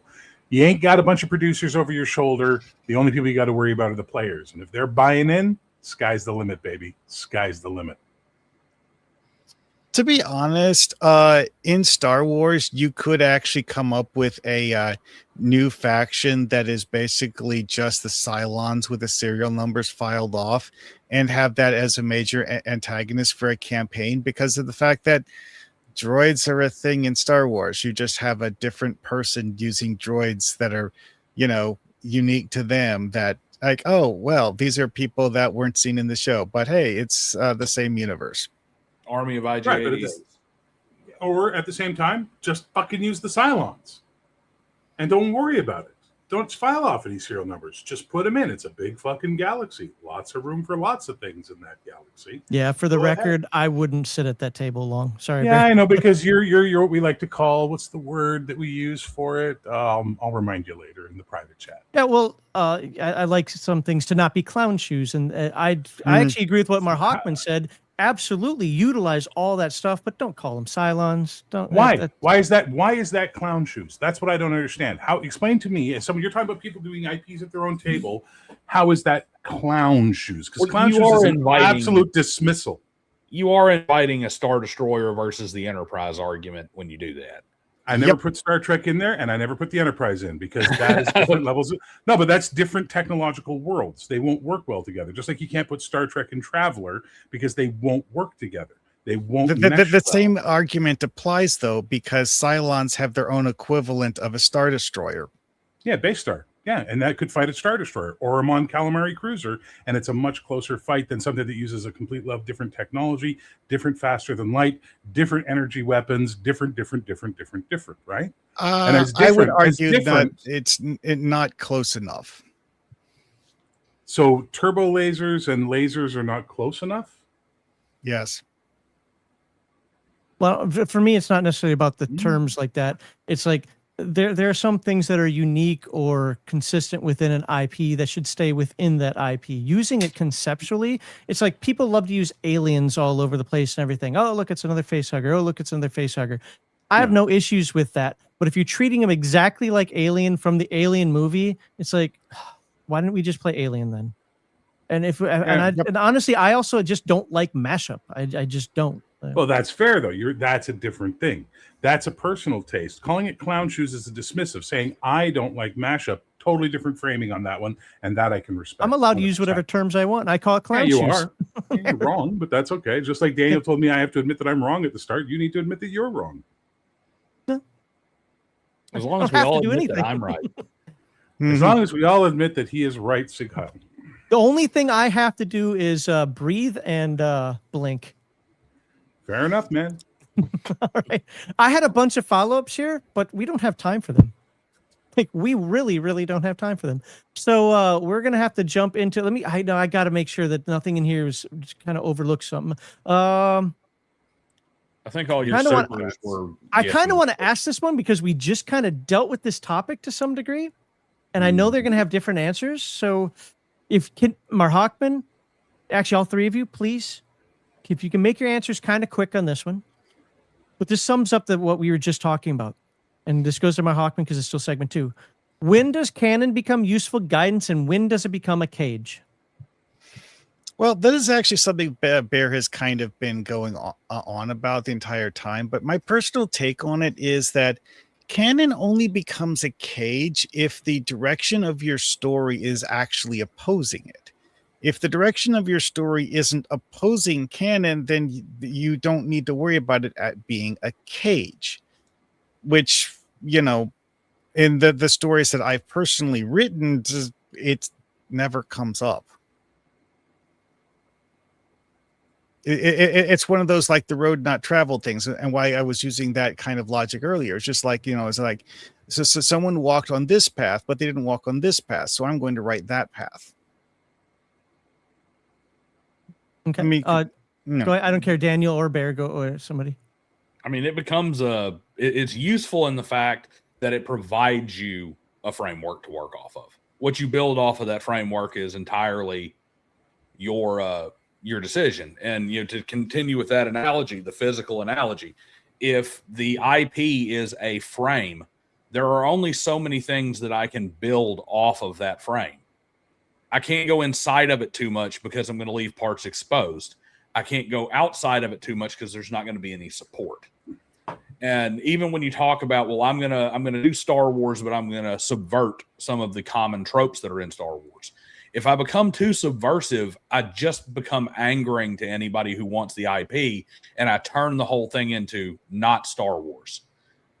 And if I go too deep into the lore, that's when I run into the, hey man, you've broken the canon so much that once again, we're no longer Star Wars. We're just a Star Wars skin suit. So it gives you a basis to build off of, but it also inherently limits your ability to bring in new things and to make adjustments, even adjustments for your own party, because you'll have situations where it's 100% beneficial to your party. And it's, you know, it's going to save the campaign, so to speak. And you're going to have that guy who's like, yeah, this may save the campaign, but it doesn't make sense. This whole thing should fall apart at this point.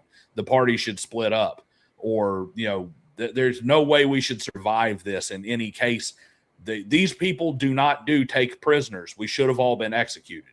Why did they take prisoners this time? That kind of thing is going to come up, and it's going to influence your ability to operate and maintain that feeling of still being in that world. See, I'd argue that if that happened once, ooh, that's a story trope. Whoa, why is this not the way it's supposed to be? And it gives them something to look into. If it keeps happening, then absolutely, you're absolutely right. It's like, okay, these aren't the draw we're looking for. And there's an example right there. I ran back in the 90s. I started running a campaign. It fell apart pretty quickly and it was this guy's fault, but for different reasons. I had drow in there, and the whole idea was it was supposed to entice them. But I didn't use the drow at their full capability, their full power, and everything they could do, and absolutely incensed one of the players who was apparently a writer or a contributor to Polyhedron magazine and so forth. And so he was just absolutely livid with me and gave me a 2-hour dressing down about how I'm using him inappropriately, all this other stuff. And I didn't tell him right away, but I did end up telling him, he's like, look, I had a reason for this. There's a progression to this. They were really just trying to entrap you in. And no, Drow would never, blah, blah, blah. And while, okay, I am like him in some degree. Use it right and use it appropriately. And in 9 times out of 10, the Drow should be used right. But there might be this one anecdotal reason, and that's the thing you're actually supposed to explore. Why is it different? Why is it wrong? Because in my case, I was just trying to entrap them. I went, oh, we're so weak. You know, it's the whole Sun Tzu thing. Look strong when you're weak, look weak when you're strong. Come get us, come get us, come get us. And then I was going to unleash the trap, so to speak. So there are ways you can use things outside the scope, but that should be the thing that the players want to investigate, not the normalcy of the situation. And I'll give Bear one last chance. Or you want to jump in, or are we going to go to segment 3? Following your rules, already spoken to and addressed, asked and answered. Okay. Segment 2, segment 1. Okay. I have to agree with what Daniel said, though, about like deviating from canon might cause players to bail out because of the fact that, this no longer feels like what I was expecting, and I don't like it. Well, that's what session 0 is for. Yeah.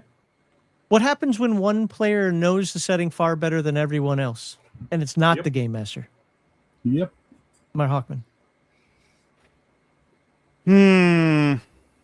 Having players that are pulling up weird tidbits that you've never heard of, like everything you've said today about Star Trek.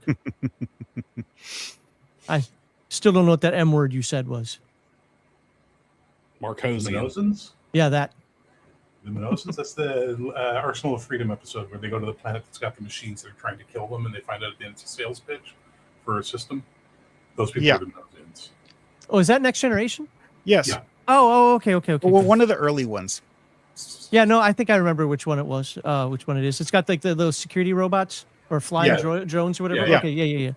It's also notable for being one of the few episodes to mention a real world person because it actually name drops Shirley Temple as part of Riker's ruse. Okay. But again, that right there, that's exactly the point of the question. What happens when one player knows the setting? She's a good chip. Yes. Lollipop.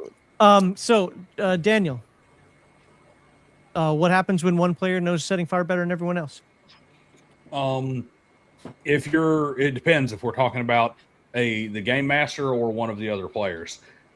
If it's one of the other players, which is where it really matters the most, it's that player you have to manage because he can become an extremely valuable asset in essentially providing the exposition that would normally come from you and would be your boring story time soapbox. That player can now provide that background information about how this alien race behaves or how, what these dwarves are famous for crafting.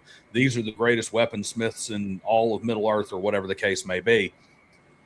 But you have to control them because they're also the ones who are going to become the most upset when you deviate. And especially if you deviate in a major way, it's almost insulting. So what if you session 0 that?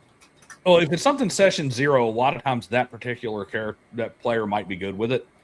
But it's when there's a massive deviation that's not disclosed up front.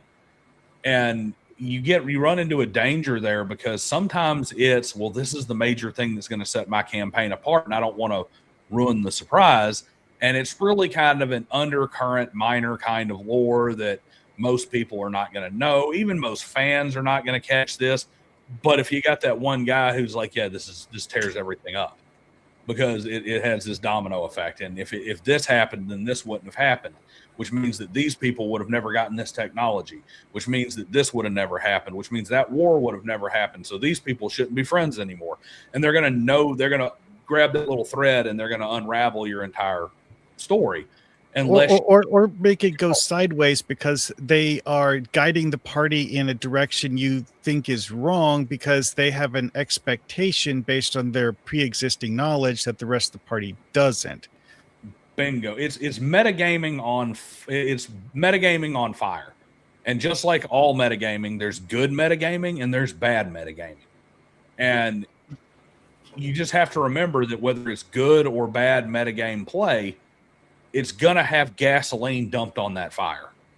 Well, which means I had an experience where I was very fortunate. I was running a 4th Age Middle-earth game, and one of my players is lexiconic in his Middle-earth knowledge. So he played a Dunedain who knew the lore.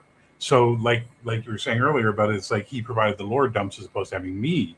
But he always do the same thing because he was a good player and he was also someone who was a bit of GM, so he understood the job. And he'd go, based on my understanding of it. Like he would always sort of like hedge what he was saying as this might not be the truth, but this is what is known or this is what is believed. And as a result, he was able to get the other players involved more. It was great. But good player. Yeah. Well, one thing that I regularly bring up when I'm discussing Star Trek episodes and why I wouldn't personally recommend actually doing an entire episode fully straight by the numbers is because the fact that if you go it fully straight by the numbers and one of the players realizes which episode you're trying to have them act out, your opportunity for having plot twists is gone. Because that player now knows how the story is supposed to end. All right, well, let's move on because I do want to at least try to maybe think about having a segment for today before the hard cutoff time. So that was a good discussion. I'm glad you guys brought that up. The reason I asked those 2 follow-ups real quickly is I just want to make sure we brought it back to something that folks who are listening out there weren't just hearing us argue, but we're also like they could get something from it as well. And I think each one of you is bringing a perspective that's important for folks to hear. So for everybody out there, don't forget to share this video and tap the hype button to help get this discussion trending. Without your support, some people have actually told me they think I'm lying, but without your support, there will be no 2027. So you may, or you or someone you know may make an amazing panelist. Sign up on GMI Discord. Link is in the description. Read the rules and find a panel topic that interests you. In segment 3, our panelists will talk about gateway or distraction, where licensed game actually fit in a group's life. But let's finish up this segment with your super chats and member comments, and we'll do that now over there. Once again, thank you very much. We had I Drink, Therefore I Am, gifted 10 memberships. That's basically $50, well, $30 to me, but, $15 told. So thank you very much. I hope you guys appreciate those memberships. And Lord Lawrence Soth, he did this about 100 times, so I don't know how many he gifted, but he gifted a bunch. So thank you very much for that as well. You guys are awesome. Now I got to find the actual super chats in here. Oh, here we go. Oh, we did that one last. I thought there was an actual real super chat in here. Nope. Apparently not. Okay, never mind. But we did have this one that I have to respond to. Paul. I love Paul. Shut up. Don't say mean things about Paul. Paul calls bullshit when he hears it. But Paul doesn't know me, apparently. Okay. And I bet you anybody in the chat who follows the channel can actually answer this question. Not a fan of mashups. Palladium super fan. Yeah. You're probably assuming I'm a Riffs fan. I hate Riffs. Well, no, I don't hate it anymore. But for about 30 years, I hated Riffs. It was, as I like to term, very clown shoes. Too much. It was too weird.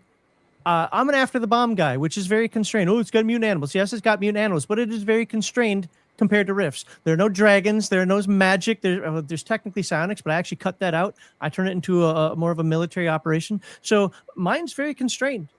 I don't do the clown shoes stuff of Riffs. Now, they are selling me on it after years of listening to Heathen Dog and Garth on it first, and now, obviously talking to Kevin and Sean. They're slowly selling me on it, but it still would not be my go-to because it is just too much craziness all in one place. It is not my thing. A lot of folks out there, in fact, it is their most popular game, love that kind of stuff. I don't. I like things that are more defined, more in a box, and more, reasonable. So, yes, and I've told Kevin to his face, Riffs is clown shoes. There we go. Did I ever tell you the ultimate Riffs character I will only play? If everyone wants to play Riffs, I'm telling them the character I want to play, and if they say no, I'm not playing. What's that? I beam down to the planet, and suddenly I'm in Riffs because there was a weird subspace anomaly. So I'm arrived in a gold shirt, or even maybe better yet, a red shirt, a phaser, a tricorder, and what the fuck? Now I've got to survive this planet. That's interesting to me. You, How I mean, would a you Starfleet could do officer that. do? Yeah. You could do that in Rifts. They actually have books exactly made for stuff like that. There you go. Now, you wouldn't want to talk to me about it because I don't know how the conversion books work, but you could talk to somebody like Heathen Dog, and that, and Yeah, but I'm probably just saying half the that people would be chat. the only risk character I would ever want to play. The only thing that everybody would tell you right off the bat is make sure you get yourself some armor. Because if you Well, don't have yeah. armor, you are dead instantly. So Yeah. Uh, But I got my mega damage pistol. that is true. It would convert to mega damage. Yeah. All right. All right. Well, that'd be up to the game master, but I would say it should convert to mega damage. Yeah. All right. With that, we're going to end a segment 2. We're going to jump on into segment 3. I think this is a fun discussion today. I'm actually liking it a lot. Hopefully you guys are getting a lot out of it as well. Now, we are going to ask the question, gateway or distraction? Where licensed games fit in a group's life. So let's meet Daniel. Been out for a while, but he's back again today. Who are you? What content do you create? And what is your tabletop RPG experience? Well, I am Daniel from Driving and Dragons. Got my YouTube channel over there. We cover all kinds of stuff. I have a satirical mockery of how much we overreact to things in gaming every Monday called Intelligence as a Dump Stat.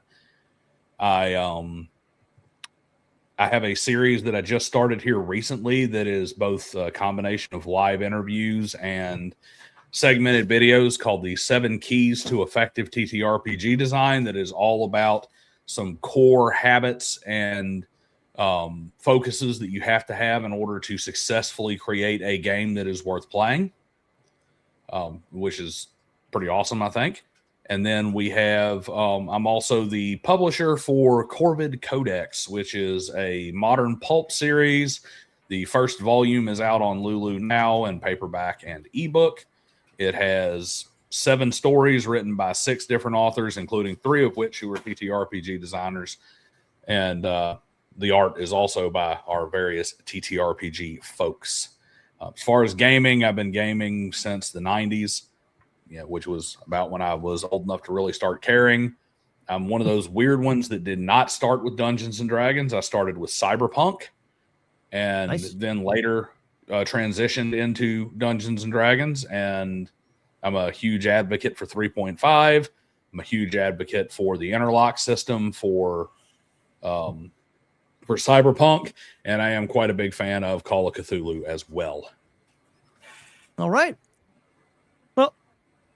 I debated removing this little snarky beginning to the question, but I didn't, so I'll ask it in its entirety. After the novelty fades, does a licensed RPG work best as a gateway, a campaign centerpiece, or an occasional event? And what outcomes make that play successful for a group? I don't think it works best in either of those or worse in any of those. It can be a gateway, and it's also both a gateway and a filter. Because it's a great, it's easier to get somebody who is a fan of a certain IP to try out role-playing games by bringing them into an IP-based setting that is something they already like. So you got your video gamer, guy who plays trading card games, Star Wars super fan, never had an interest in D&D or anything like that. You've always thought he'd enjoy it. So you run Star Wars and he'll join in for that. You do, of course, run the risk of the second you change from Star Wars, all of a sudden he turns into, well, yeah, I don't really enjoy that. So it becomes a filter. You can really find out, is somebody actually going to enjoy these games? And you can do that through some of the stuff that we've spoken about earlier in this discussion. Because if you got the Star Wars super fan, things that deviate from Star Wars are going to cause him to lose interest in the game. And you can really find out he likes this because it's Star Wars, not because of the type of game it is. So there are some benefits to it there. So it can be used as a gateway. I don't like it as a campaign centerpiece unless you are dead set on doing a IP-based campaign. We are going to do a Star Trek campaign, and then it has to be the centerpiece. I do think as a distraction, the only time I think it really works as a distraction is if it just happens to be something that is already of interest to everybody in the group anyway. Hey guys, it's Well, hell, we already use Call of Cthulhu that way in a lot of ways. How many people only pull out Call of Cthulhu in October? We're going to run Halloween for Call of Cthulhu. And that's the only time they touch Call of Cthulhu. Yep. Or that's the only time they touch Delta Green. It's not because they're X-Files super fans and they want to run Delta Green all day long, but you could pull out X-Files just like you could pull out Delta Green. To be fair, right? Heathen Dog's done it on Veterans Day as well. There you go. But you can do that. But at the same time, so I think it's limited in all of those capacities. But yeah, sure, it could serve as any of those, but so could anything else. I don't really see that as being a place where IP is stronger or weaker. Well, than here any other kind of I'll play. expand on that because when I was looking up for a third question, because I like my third question to kind of close things out or wrap things up for folks. One of the things I want to do is not how viable IP games are, but I'd have to look up what I was typing in and what I was researching again. But what came down to is how do most people use these things? And it really came down to most people use them, like what you said there. There are exceptions. There are some people played long-term campaigns of Call of Cthulhu, for example, or Bear was talking about his mashup game that lasted 5 years, I think he said. There are people who absolutely have done that, but that's more anecdotal than it is general. In a general sense, they tend to be one-shots or short campaigns to kind of play out like a quick story, and then they go back to generic game of choice, whether D&D, Pathfinder, Dragonbait, whatever it happened to be. So that's why I wanted to ask the question, what do you think they work best as in this? Because I know, like Bear just said, there are people who have done this long term. I think they have their biggest advantages, though, in one-shots. Because any game can be run as a long campaign. Any game can be run as a centerpiece. Any game can be run as a gateway. But they are really good for one-shots for the exact reasons that I've given them their flowers throughout the past two segments. Because a lot of the heavy lifting is not already done for the game master, but because the players inherently already have a lot of that information. So if I'm going to run a one-shot, I have that much less time to world build and put people into that world and let them know what's going on.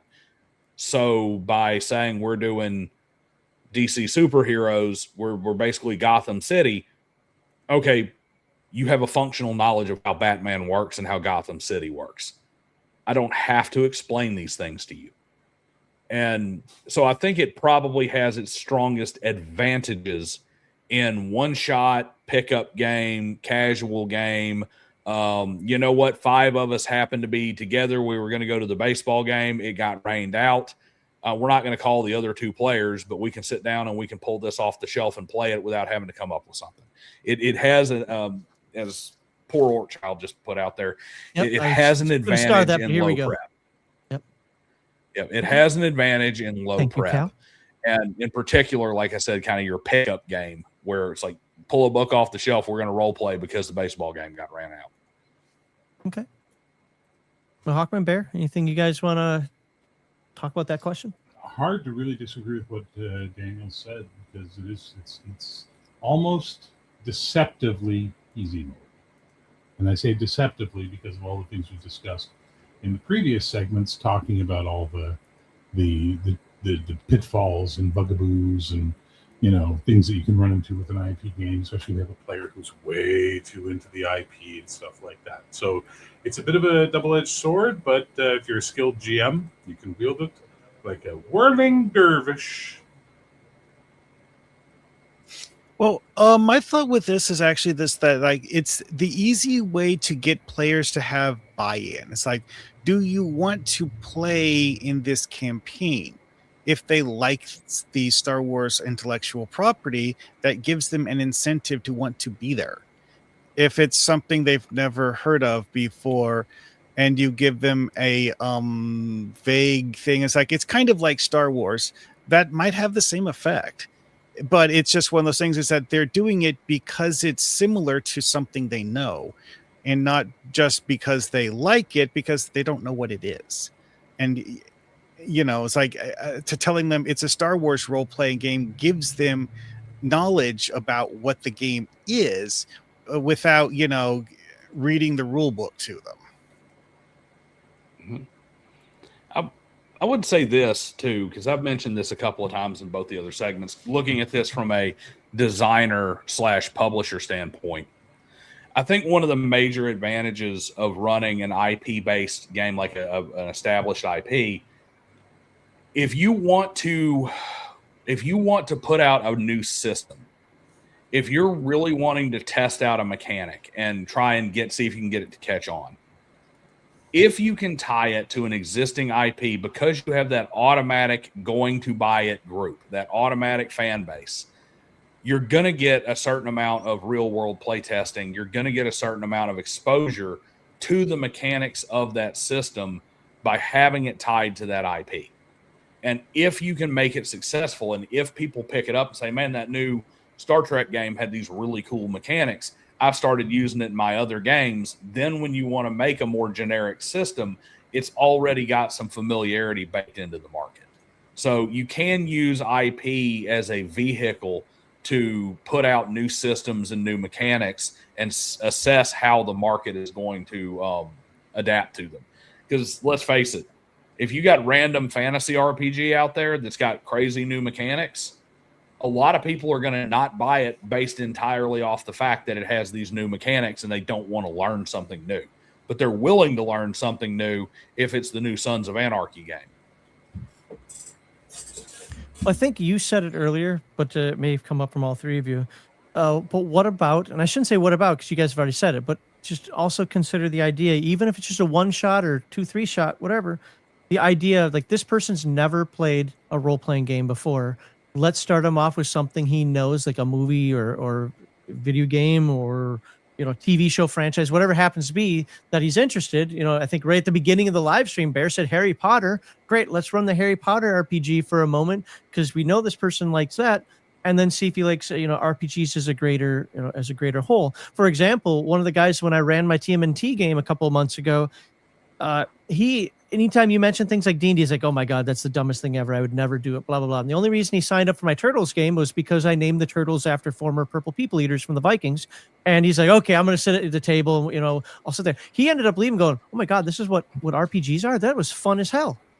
That was absolutely awesome. I had no clue. I just thought it was a bunch of people running around waving magic wands or acting silly. I'm like, well, it's that too, but but the whole point was, and technically, I guess it was an IP-based game because it's TMNT, though I was doing more After the Bomb. But the idea is, I was able to bring him in to, we'll say, the RPG hobby or community or whatever term you want to use through another vehicle that he found himself interested in. Okay. Yeah. So you said, Daniel, and we'll start with you because, segment 3. You said that it could do both. Well, what makes a licensed RPG? Yeah, strong. I'll go with that. Strong enough for a full campaign versus one that pretty much is much better suited to a 1-shot or a short campaign.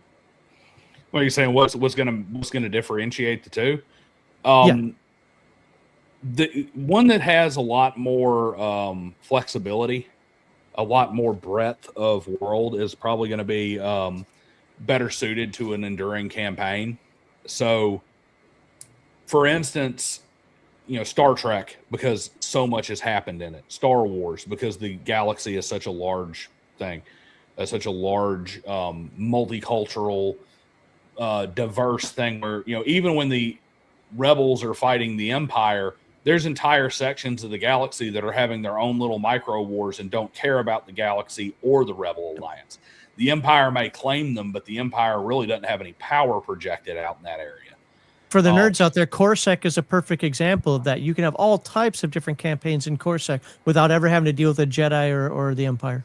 Yeah, so you've got situations there where you can build campaigns there. I think when you have a more tightly controlled IP, it becomes far more difficult to do an enduring campaign. I'm going to use the exception to kind of illustrate the rule here, which is Tolkien. I think you can do enduring campaigns in Middle Earth, despite the fact because he's an anomaly. even the most fleshed out, heavily built out worlds are not to the just incredible level of detail and growth that Tolkien did with his 50 plus years of building that world, right? It's a totally different animal. But in general, if you've got a world like that where you have so much fleshed out, so much history developed, so many things happening, it becomes far more, it's easier for one shots because it's very easy for you to plug a mission into a system that's already there. It's very easy for you to put together a cool mission that people could be doing during the War of the Ring, or during the battles of Eregion, or during the Wars of the Last Alliance, or during the battle for Beleriand or the War of Wrath, right? It's very easy for you to put together this quest.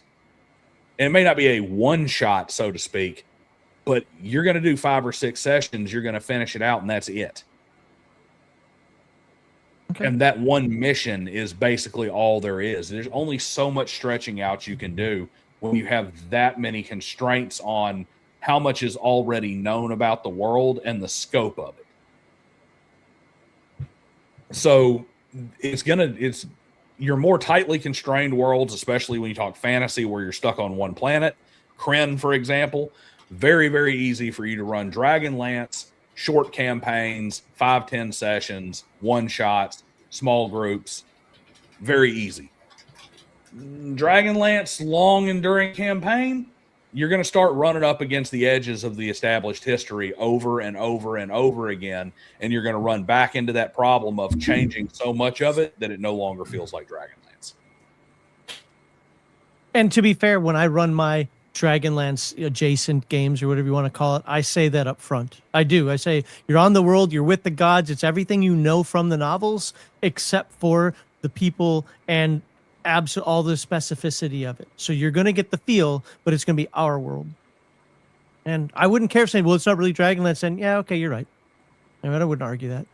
But, all right, Bear, Hawkman, anything that you guys want to add to that in terms of what makes a licensed RPG strong enough for a full campaign? Like, Bear, what was your success in, like, how were you able to run your IP game for 5 years?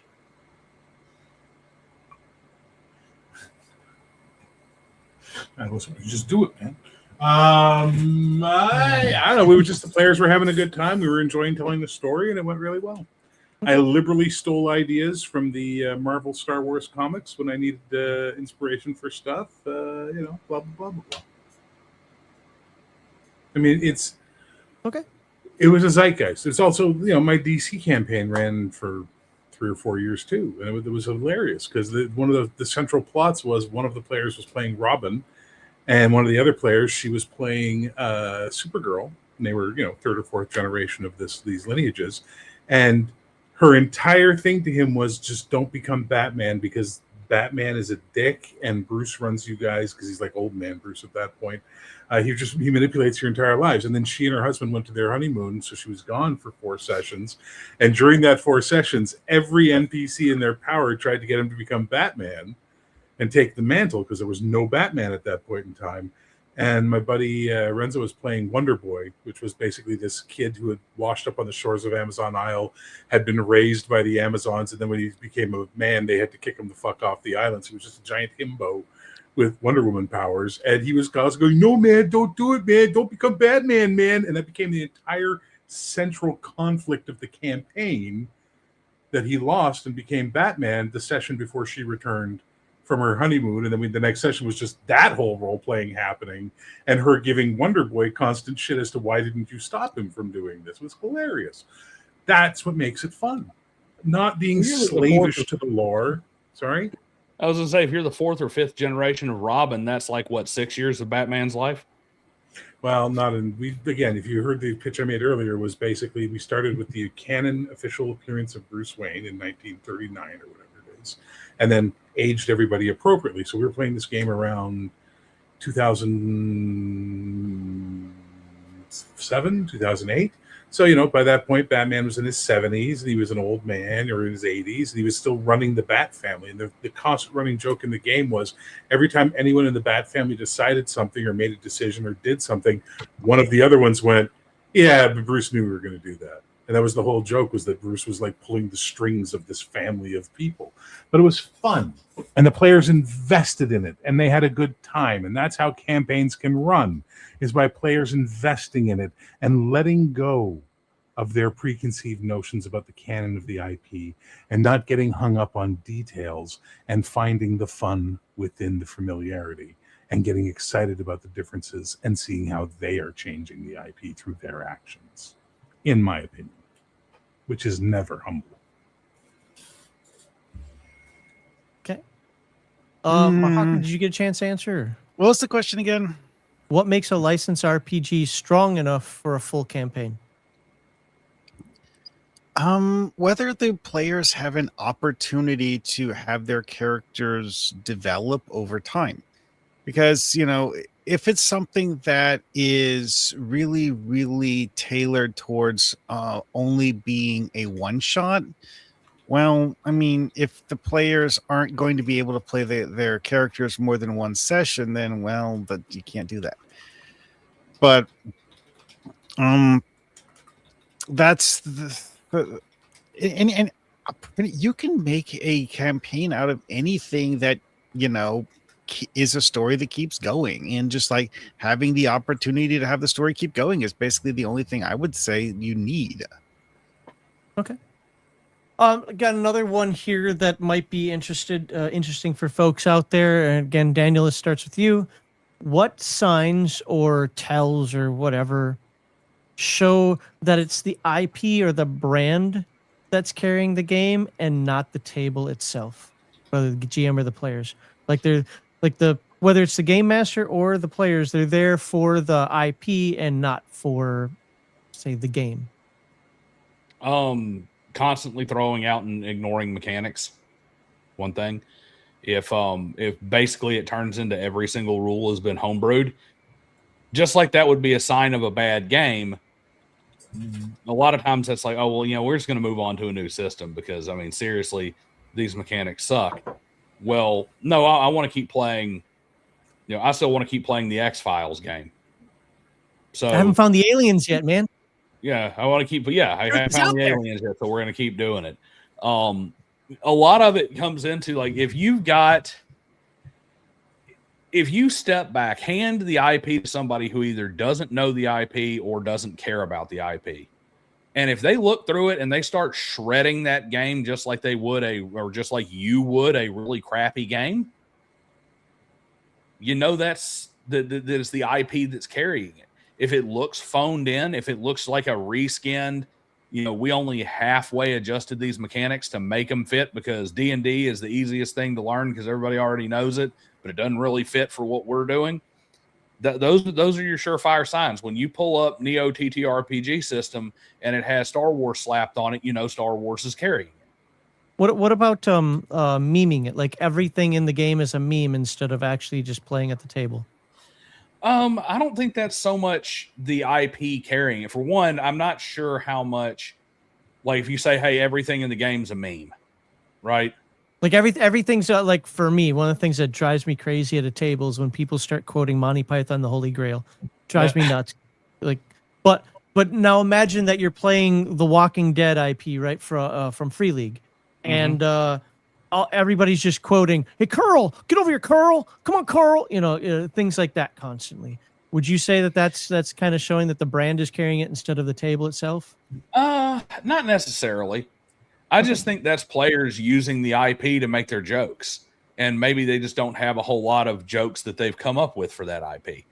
Fair enough. Okay. Because they break tension different ways, they work different things. I mean, we don't, you know, our D&D game, for instance, is not screwed up. It's not the D&D IP is a sign that Monty Python is carrying your D&D game if people make Monty Python jokes. Sometimes we're sitting around a table for 6 hours playing a game where we're getting, you know, where some people are getting very emotionally invested in it and are really feeling like the heavy stuff that's happening. And that's the tension relief. That's the comic relief that comes in. And I would think if you start pulling, you know, from the opposite side of the spectrum, if the jokes in your Walking Dead RP keep coming in are all like references to like Resident Evil or something, that's a sign that the IP is not carrying the game, that people are not buying into the IP. Okay, honestly, when you say to me, what's a sign the IP is carrying the game and not the other way around? What I'm looking at is a situation where if I take the IP away, the game completely falls apart because it cannot stand on its own merit. And to me, that means that the game is bad and we're just here for the IP, and the jokes and stuff, that's buy-in. Okay. Bear, Hawkman, anything you guys want to add to that? Yeah, it was like the only thing I would have said there is that actually there's one thing I would add is like if players are constantly not paying attention to the game rules and are just trying to do what a character in the TV show would do, and they don't actually pay attention to how that works within the game rules, then it tells you that they only care about the IP and that whatever game system you're using is something they really don't care about at all. Okay. All right. Well, we might, if we sneak through this now, might have a little bit of time for folks to call in. But I do have to remind people that I have whiskey here sitting undrank. I can't even speak. Anyway, that I would really love to open this bottle and taste this 92 proof Heaven's Door Revival whiskey. Ooh, that's good stuff. That's Bob Dylan's whiskey. Yeah, but it takes a $50 super chat to do that. And For the love of God, won't you think of his liver and give him a $50 super chat? So, all right. Anything else you guys want to say? The last kind of time around the fence here, so to speak. I'll ask the full question one more time because this is our wrap-up question before we try to bring people in here to talk to you. After the novelty phase, does a licensed RPG work best as a gateway, a campaign centerpiece, or an occasional event? 5 words or less from each of you. Just answer it however you feel like with that one. How does it work best in your experience? And you could even say all of the above. 5 words or less. Starting with Daniel because it's segment 3. Go. Yes, no, maybe, and sometimes. All right. Bear. I no longer run IP games. That's Wait 6. a second. Did you hyphenate that last word? Here we go. Mark Hockman.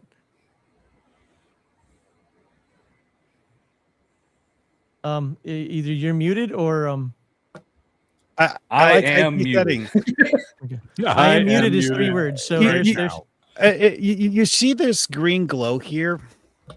Now it's purple.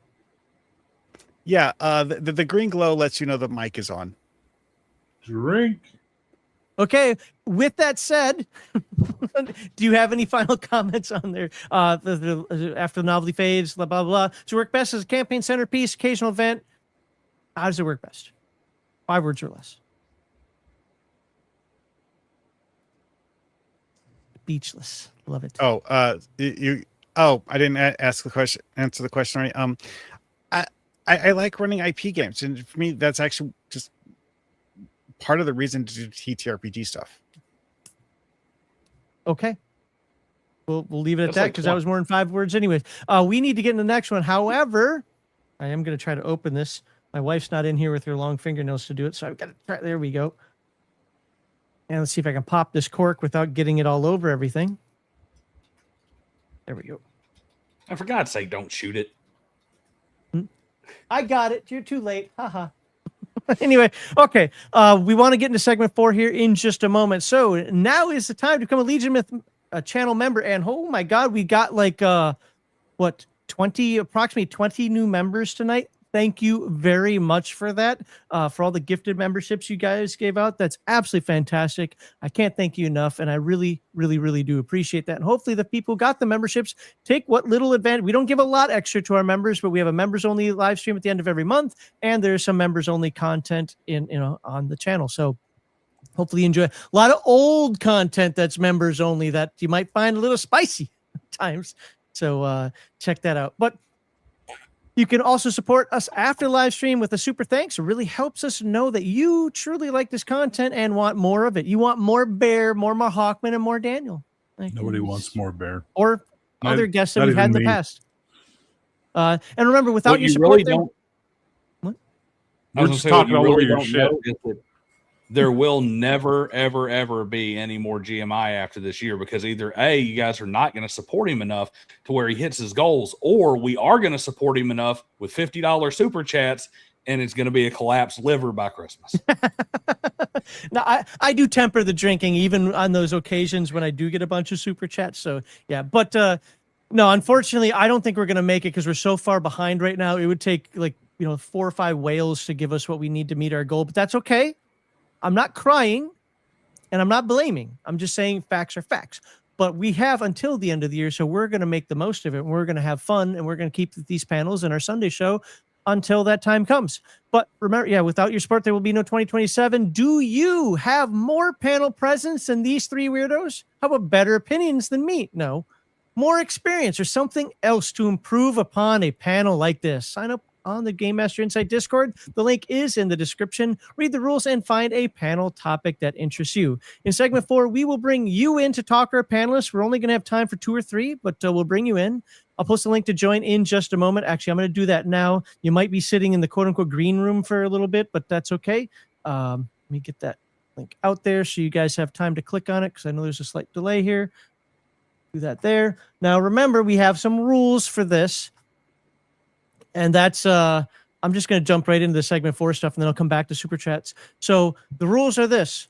Stay on topic. So you're talking about IP-based or license-based games tonight. Do not break any of YouTube's terms of service. And unless somebody specifically super chats more time for you, have 5 minutes maximum for your back and forth. But no matter what, even if you only had 2 minutes, the show ends by 8:30 Central Time. So stand by just a moment. We already got somebody who popped in, but I know he knows well enough that he'll wait just a moment here so I can do my super chat or do this and read the super chat. So first off, where are we at? So we had 2 comments on here. One was super chat. One was this one. Jade says, then again, so many games would go the way of lower decks than TNG or TOS. Now, this is kind of the point that I'm making. Remember, different strokes for different folks. Everybody likes a different type of game. I 100% get that. I don't like comical games. I don't like meme games. That's just not my thing. If the game isn't serious, I don't want to be involved in it. But not saying that other people can't do it. I'm saying I don't want to be involved in it if the game isn't serious. That's just my style. So yes, if it turned into lower decks, I would leave. I'd be kind about it. I wouldn't just be like, screw your stupid game, I quit. I just talk to the game master at some point and say, I don't think this is for me, and I would be out. But if you like that kind of stuff, then absolutely, then yeah, they tend to devolve into that. So what do you guys think about that comment? When my family did a Star Trek Adventures campaign, our characters were effectively lower decks crewmen, and the mission giver was the bridge crew of the ship, telling us what they needed us to do. And then we would go off and do missions, doing whatever the bridge crew told us needed done. That's not what he means by a lower decks game, though. He's referring to the comedy, constant in-world references, meme, right? Not just that you're lower decks crewing, but that's... Can you get a little closer to the mic, Bear? I couldn't hear most. Sorry, apologize. I said, but when we're talking about lower decks, we mean the show Lower Decks in the sense that it's going to be Memology 101 about Star Trek. It's not that you guys are lower decks crew. That's cool. That's an awesome campaign. It's the idea that everything's going to be a reference, everything's going to be a joke, everything's going to be a gag. Well, my family, they tend to make jokes about random whatever happens to be floating through their head at the moment. So, well, there you go then. So maybe it was a lower decks game, and I stand corrected. I mean, since we're just going to talk about explicitly what was said and not the general sentiment that's expressed, I would say my games would never turn into lower decks because I don't have enough smarmy rainbow hairs in my party to do that. Okay. But no, I mean, in a way, yes. A lot of your games are going to turn out that way. A lot of it's going to depend on the IP, depend on the way you run it, and it's going to depend on your players. If you've got the one Star Trek super fan and everybody else kind of finds Star Trek boring, they're going to turn it into kind of a joke campaign to entertain themselves. And the same can be said taking the IP out of the question. If you bring Cyberpunk up to a bunch of people and you got one guy who's really buying into the dark future setting, but everybody else there just really doesn't care about any kind of sci-fi, let alone near future sci-fi, and likes to play Dungeons and Dragons, they're going to start making, robot penis jokes and stuff like that throughout the entire game, because that's how they're going to make it entertaining. Yeah, they're going to make them that. I mean, my D&D 3.5 group in our first Cyberpunk Red campaign, when I introduced them all to it, they ended up with an ice cream truck that sold Mr. Studs. Yeah, I ran a 10-year Marvel TSR game where, after year one, we were like, okay, if you say it, your character said it. Yep. And the universe will react exactly to what you said. And all it took was one guy lipping off to Dr. Doom and the repercussions of that stretched out over 5 sessions and almost destroyed their team, for them all to start eventually, when someone go, no, go, shut up. Stop making snarky comments at the villain that are out of game. Stop. Like they police themselves at that point in time. It was fun. One of my most notable, and I won't regale it here, but Earth Dawn experiences that I talk about quite a bit came from exactly that. It's like, no, I didn't really mean to do that. Well, sorry, dude, but it's what you said, and you even pantomimed. So, well, okay, wait, hang on. Talking about IPs and games, right? I've stayed off the superhero topic as much as I can tonight because I know people get a little sick of that, but I'm going to say something. I watched 2 interesting things happen in games I ran over the years using IP superheroes and non-IP superheroes. Case in point, the Dr. Doom thing, they were really rude to him when they were getting into their Quinjet to leave Castle Doom. One of them was like, thank you, Latveria, good night. And they're a bunch of assholes. Playing in my homebrew universe, they're running across this villain who says to them, you can't defeat me, my plan's already in motion. And 4 of the players went, well, I guess we can't defeat him. And the 1/5 players went, why? Because he said we can't? That's the reason we're all giving up right now? And they gave this NPC way more respect than they gave Victor Von Doom. But conversely, in a DC game I ran, when Superman showed up and said, hey guys, I really need your help, we need to do this whole thing, they were like, yes sir, Soups, we're in. Whereas in the homebrew campaign, Megarion shows up and goes, hey guys, I really have to go. Well, fuck you. Who are you? Why are you telling us what to do? Guys, it's Megarion. Everybody loves Megarion. What are you talking about? So it's really weird how players will interact with an IP, and you kind of have to be prepared for all the extremes that are going to happen at that point in time. So, All right, I got to get to this last super chat because we have 2 people waiting. We barely have time for 2 people. So, Mahawkman, did you get to answer? Yeah, I think so. Okay, great. He told about his family. Oh, that's right. That's right. So real quickly, $50 super chat. Thank you very much. I now get to drink. And his name is apropos. I drink, therefore I am. 7427 for $50 says drink. That's 5 words also. So he was actually following the rules of the final question. Thank you very much. This is the whiskey. I just opened it, so I don't. Yep, it smells like whiskey. And Liechtenstein was a drunken swine who was just as slow as Schlegel. That's better than the other one I opened up. It's not as good as the honey one. I told you not to shoot it. I have to. It's for a shot. It's a shot. You know what? I don't critique how you run your games. Don't critique how I drink my shot. I'm gonna bring you. I don't tell you how to abuse your blonde kids. Don't tell me how to run my crew. Whoops. There you go. All right. Well, let's jump into segment 4. I've already gone through the rules. The first one in here was Doc Flamingo. And guess what, Doc? You're there, but you're not there. Hold on a second. I gotta actually click the right thingy here. Nope, that wasn't it. What the hell is that? That is it. Why did it change you guys? That is weird. It should not have changed you guys.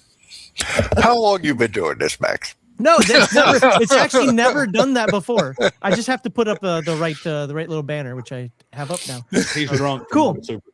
All right, Doc. It was that alcohol. It got me. I can't control myself anymore. Cool. What you got, Doc? What do you got for these guys? Okay. Now, as I was listening, everybody seemed to be in basic agreement about, as far as lore goes, fine, the lore is the lore up until you start, then anything goes. But I also very much got the impression nobody felt that way about Tolkien. So is lore fidelity and the degree of it specific to certain IPs for you? And is that because of the IP, the nature of the IP itself, or a particular personal attachment to them? Do the rules change depending on the IP you're talking about? Well, yeah, in a way, because I think that I'm probably the resident Tolkien guy here, but the thing about it is with Tolkien, he's kind of like Mongolians in history. He's the exception to all the rules. And part of it's because what he did was not a writing a book or creating an IP. He set out from the basis of language to generate a prehistory for Britain, because he felt that British prehistory, like British mythology, did not exist because of all the Romans, and then the Saxons, and then the Normans, and then the Danes, and then the Normans again, basically constantly coming in and overwriting it. So he wrote from a completely different perspective, and it's way more fleshed out and way more consistent and way more developed than really any other IP when we think of an IP. So it kind of breaks the rules in that regard. In general, if you have a close to Tolkien level of world building, you're going to be very rigidly straitjacketed, because you don't have, it's like the difference between one man created a real world because he was really trying to create the real world. Somebody else just created an extremely realistic fantasy world. And because of that, in the IP, the way you play the game, you can break the realism of the fantasy world, but you can't really break the realism of the fictional real world.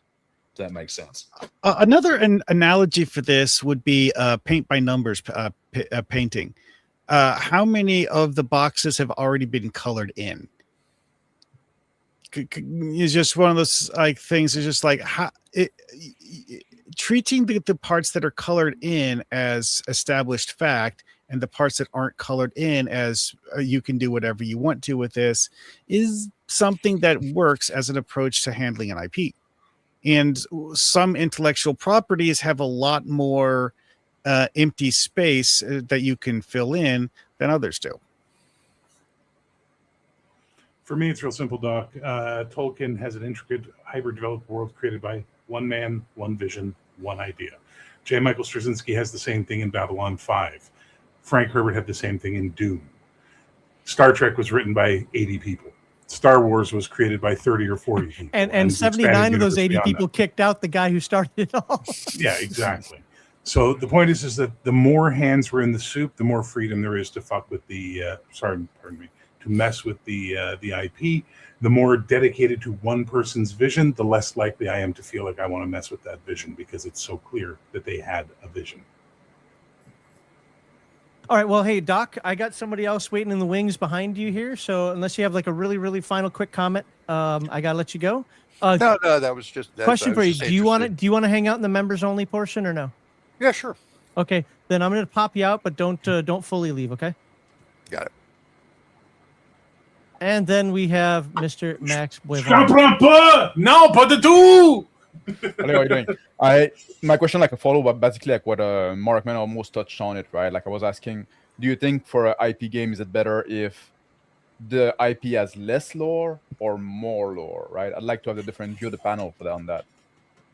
Like which one makes for a better IP RPG? Like making a game after like one movie, or making something about like a whole series, like Star Trek, like, you know, where you fall on that all use. I'll jump on that one real fast. Depends on the IP. It really does. Like Star Wars, absolutely wonderful that there's more lore because there's more strings to pull on. Star Trek, same idea. Marvel, same idea. DC. Dune, lots of lore, but it's entrapping lore. You know, it's like very specific lore designed for a very specific thing. So I would have to say it's really going to depend on the IP, what the flavor of the IP is, and how loosey-goosey the lore feels to me. If it's tight, super tight, deep lore, less comfortable for me to run because there's a lot more correction of the player. Go ahead. That's my thought. Mahak and Daniel, you guys want to follow up on that? Yeah, if I were going to pick one, I would say that overall better for gaming is going to be a large, expansive series.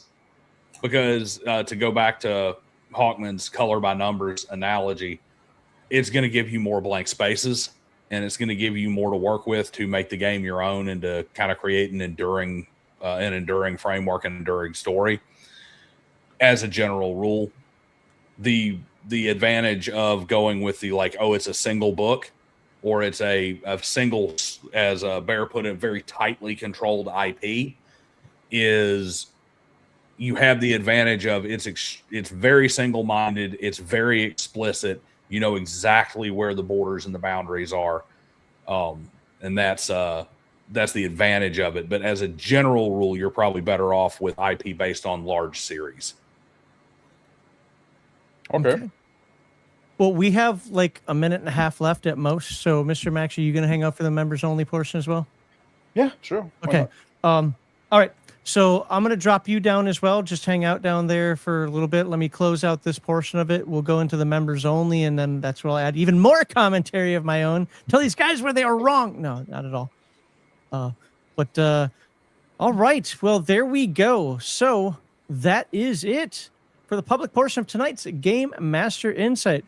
Please leave a comment on who you believe had the most compelling, interesting, or novel position. Did you learn anything new that you may now try at your table? Maybe you're going to try an IP game, short-term, long-term, or otherwise. Maybe you are like me and you're like, you can't do an IP game long-term. And you're like, I'm bound and determined. I'm going to do it. I'm going to make it happen. Bear says it can happen. Anybody can do it, right? So, no. Honestly, who did you guys not like the best? That's never how I want to ask this. But who did you think was the most compelling, or who did you learn the most from tonight? Let us know in the comments. YouTube members, there is more to come. A bunch of new members today, so a lot of you are going to be able to just hang out with us. That's going to be awesome. So don't go anywhere. A sincere thank you to everyone who supported the show with super chats, rumble rants, and all those memberships. And to all of you who took the time to join us tonight. Finally, thank you very much to tonight's panelists for their time and for their informative and spirited discussions. Be sure to subscribe to their channels or whatever links they gave me in their drive-through RPGs and whatever else. Go check them out. Go buy their stuff. Support them. They took their time out of the day to do this. Support them.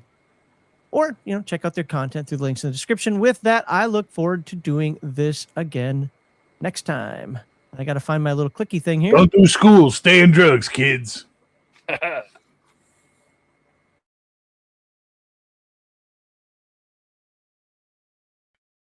not the right one. There.